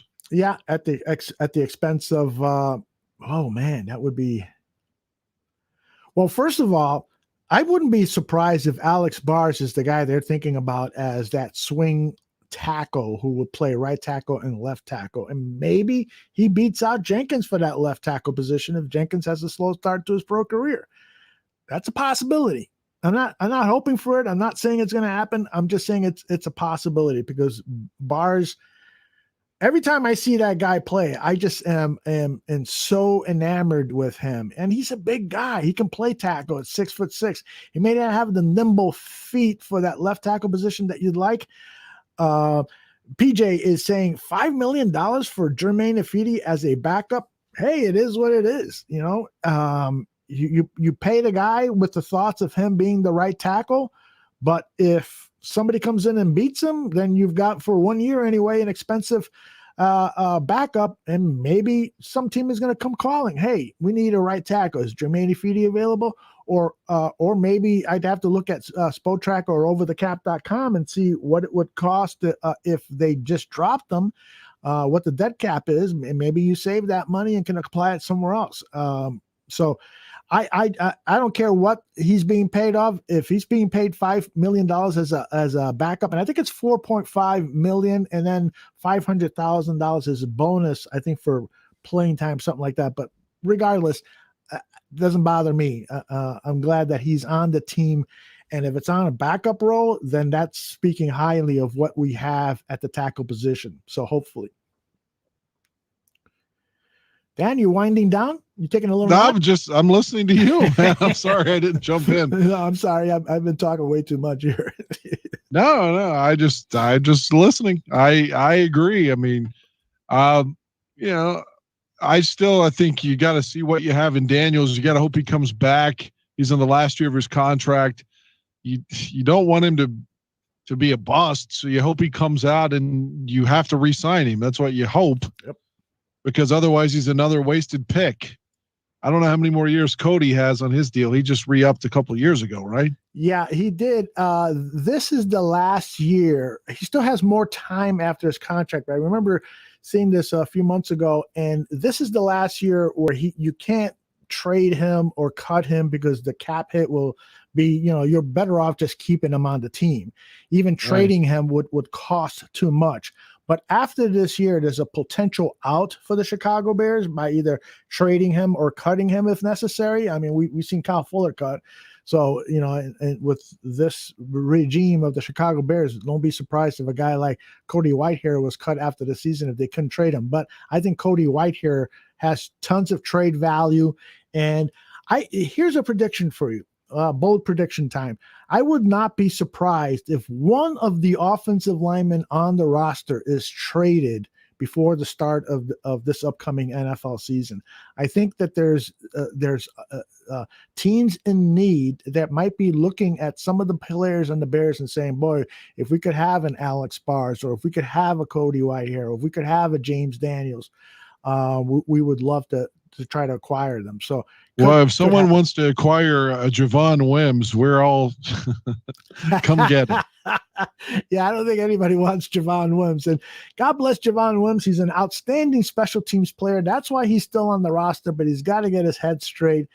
And when I went out to Bourbonnais, I talked to him a couple of times. Seems like a nice guy. I talked to him and said, man, you had an outstanding practice. He goes, thanks, man, as he's signing autographs for the kids and stuff. And I asked him, this going to be your season? He goes, I hope so. He just sounded like a really nice guy. So unfortunately, his play as a wide receiver during NFL regular season games has disappointed. He hasn't looked nearly as good as he did. Sort of like a Tanner Gentry, as good as he did at Bourbonnais, and clearly his behavior on the field has been an issue too. And the playoff drop. Oh my goodness. Do we win that game? I'll ask you one more time. Do we win that game if he doesn't drop that pass? I think there's a chance. There's a chance, but it's amazing. Like, if you have that wide open of a play, and why wouldn't you come back to it? Not the next play, maybe in the second quarter, maybe in the third quarter, maybe not the same play, but a variation of it. Like my point being, early on, it's like, you're using it, the cliche, everything, including the kitchen sink, and you're going to give it all, you're going to open the playbook. You're going to go deep into the playbook for that, and it's like, why not go back to it? Yeah. Or something akin to it. The rest of the game, it was vanilla, and you're not even in it. Well, that was one of the interesting things that Maurice said when we had him as a guest. He spoke highly of Matt Nagy, and he went back to 2018 and the creativity of his play calling. And that was interesting that Nagy abandoned that creativity. I mean, the first play that he calls as a head coach of the Chicago Bears, he calls a T formation. He has like 3 tight ends lined up out in the wide receiver position in that same opening game. He had all these creative play calls. There was the touchdown pass to the tight end or to the offensive lineman from the tight end. Akeem Hicks, freezer left. Yes, all that creative stuff, and that was all in 2018. And then in 2019, he seemed to get away from it. And then when he did call a play and it didn't work, the fans didn't help because they were out. Why is he calling these gadget plays? Why don't you just run it down there and throw football? And I understand the complaint, but at the same time, don't we miss that creative play caller from the first season where he was coming up with cool things and they were working for the most part? I don't know. Yeah, but the thing in 2019, whenever he would call something, it was always just like the short side of the field. Oh, there's Patterson. It's like he ran the same stuff over and over, and it was predictable. Yeah, there is no doubt. I remember Phil talking about a lot that he's not a good situational football caller. And I think that a lot of that just had to do with what his frustrations with Mitchell, that he felt like the playbook was just being limited. And so he was always trying to balancing what he thought Mitchell could do with what he wanted Mitchell to do. And so that probably was part of the problem. I'm just trying to give him being Matt Nagy, the benefit of the doubt.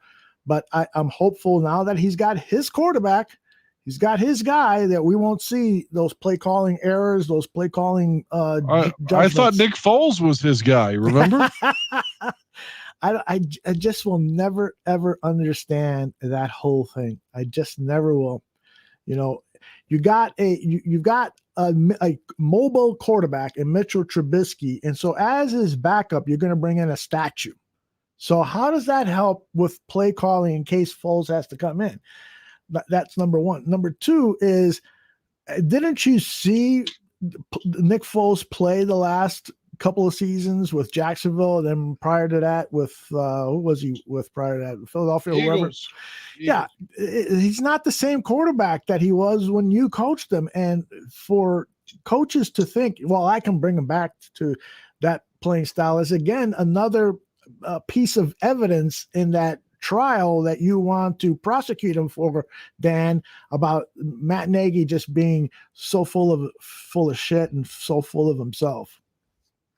I feel like he's scapegoated Mitchell Trubisky for sure. There's no doubt. And yeah, he's the scapegoat. So, all right, well, like you said, now you got a universally praised pick with the exception of Chris Sims, the poster boy for white fucking privilege. Chris Sims is against your pick, but everybody else thinks it's a good pick, including the fans and the media and the fucking experts alike, sans Chris Sims. Fuck Chris Sims. But now you got this, you picked Andy Dalton, and you gave him $10 million, even though he only made $3 million last year in Dallas. But you gave more than basically quadruple his salary, and you draft this guy, so you can't blame it on somebody anymore. Now it's you. You're the guy we have to look at if the offense is fucked up. Yeah, I think that what they decided in the quarterback room is we were wrong about Nick. He just doesn't have it. unless we can guarantee him clean pockets for every snap, he's just not going to be the quarterback that he once was. And so they had to find a quarterback they thought was better. And in their judgment, Andy Dalton was better than all the other free agents in case they could not acquire the quarterback of the future in that first round of this last draft. By the way, I agree with PJ, who says Mitch Trubisky would have been a good backup for Justin Fields. I agree with that. That's a great thought. He would be a great backup for Fields. And he's got the attitude. Unfortunately, I think if you're not going to play Mitch, it's better for him to go somewhere else. I agree with that. It's time for him to get an opportunity somewhere else to change the scenery and so forth.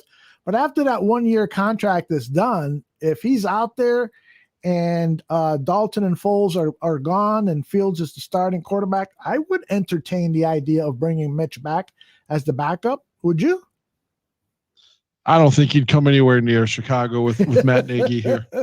But on that thought, I have to go. It's been my pleasure talking with all of you, and I thank Maurice Mcdonald, I thank you, Aldo, and thank everybody listening in the chat. I got to go to my other job though, man. So you're going now to the 911 job, right? Where you're going to be protecting the community, and you expect there to be a lot of trouble tonight, right? Yeah, the cynic in me says yes. Well, I hope not. I hope you can have a pleasant evening at the job and only deal with cats and trees and things like that. All right. Well, until next week, be well. Okay, amigo. Take care. All right, I'll stick around a little longer just to entertain some thoughts. There goes Dan into the night. See what I got here. Mitch needed a new start. I agree with you. Don't copy my style, says in the chat room. PJ is right. Mitch is certainly not playing in Buffalo. That quarterback over there has not, I don't think he's missed a game in his pro career. So it's not like that guy has a history of missing games. But hopefully, Mitch will, backup quarterbacks are important because they lead the scout team. And so they acquire a lot of knowledge and stuff. So hopefully he'll continue to acquire knowledge and improve himself.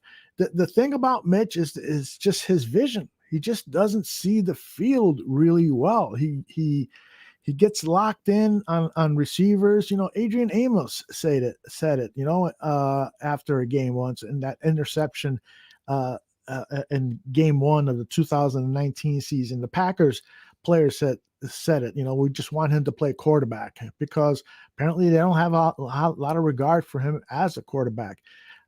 Can you win with Mitchell Trubisky? Yeah, clearly. I mean, the Bears did win with Mitchell Trubisky. You just have to really limit what you're doing. You have to be a run-first team. You have to play to his strengths, which is roll him out a lot, which is get him on the move. Have him, you need a playbook much similar to what the Ravens had with Lamar Jackson than you do with what the Chiefs had with Patrick Mahomes. And clearly Matt Nagy wants that Patrick Mahomes playbook and is not at all interested in that Lamar Jackson playbook. See what Zach says here. Mitch would be good here to back up Fields. He could work on his game in practice. Yeah, well, he's had a lot of practice time here in Chicago, so I don't know.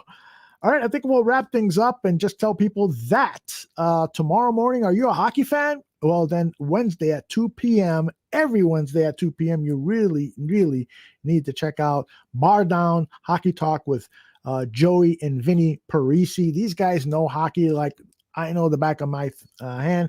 And then on Thursday morning, it's Mike North Advantage. Mike at 9:30 in the morning will come on and offer a pick for your betting needs, and we'll have a few laughs. It's always a fun show with Mike North and listening to his stories and stuff. And then at 2 p.m., it's Crosstown Crosstalk with the Parisi brothers talking about the Chicago Cubs, the Chicago White Sox, and Major League Baseball. So the Barroom Network we're giving you all sorts of sports news. It's just not Bears anymore. We're giving you Cubs, Sox, betting, Blackhawks, NHL, you name it. I'd love to get a Chicago Sky basketball show on here. So if you know anybody that's interested in doing a show like that, have them contact me. BJ says Fields and Dalton are total opposite type players. Yeah, I don't get that. I don't get why not you, PJ, but why the Chicago Bears would be interested in acquiring two different type quarterbacks for their number one and number two quarterbacks. I don't get it. Trubisky and Foles, and now Fields and Dalton. Doesn't make any sense. Thanks, PJ. Thank you very much, everyone, for watching on the Barroom Network. Please hit like if you're listening to us on YouTube, iTunes. Leave us a review. Really appreciate all the support you give the Barroom. We'll talk to you soon. Bye-bye.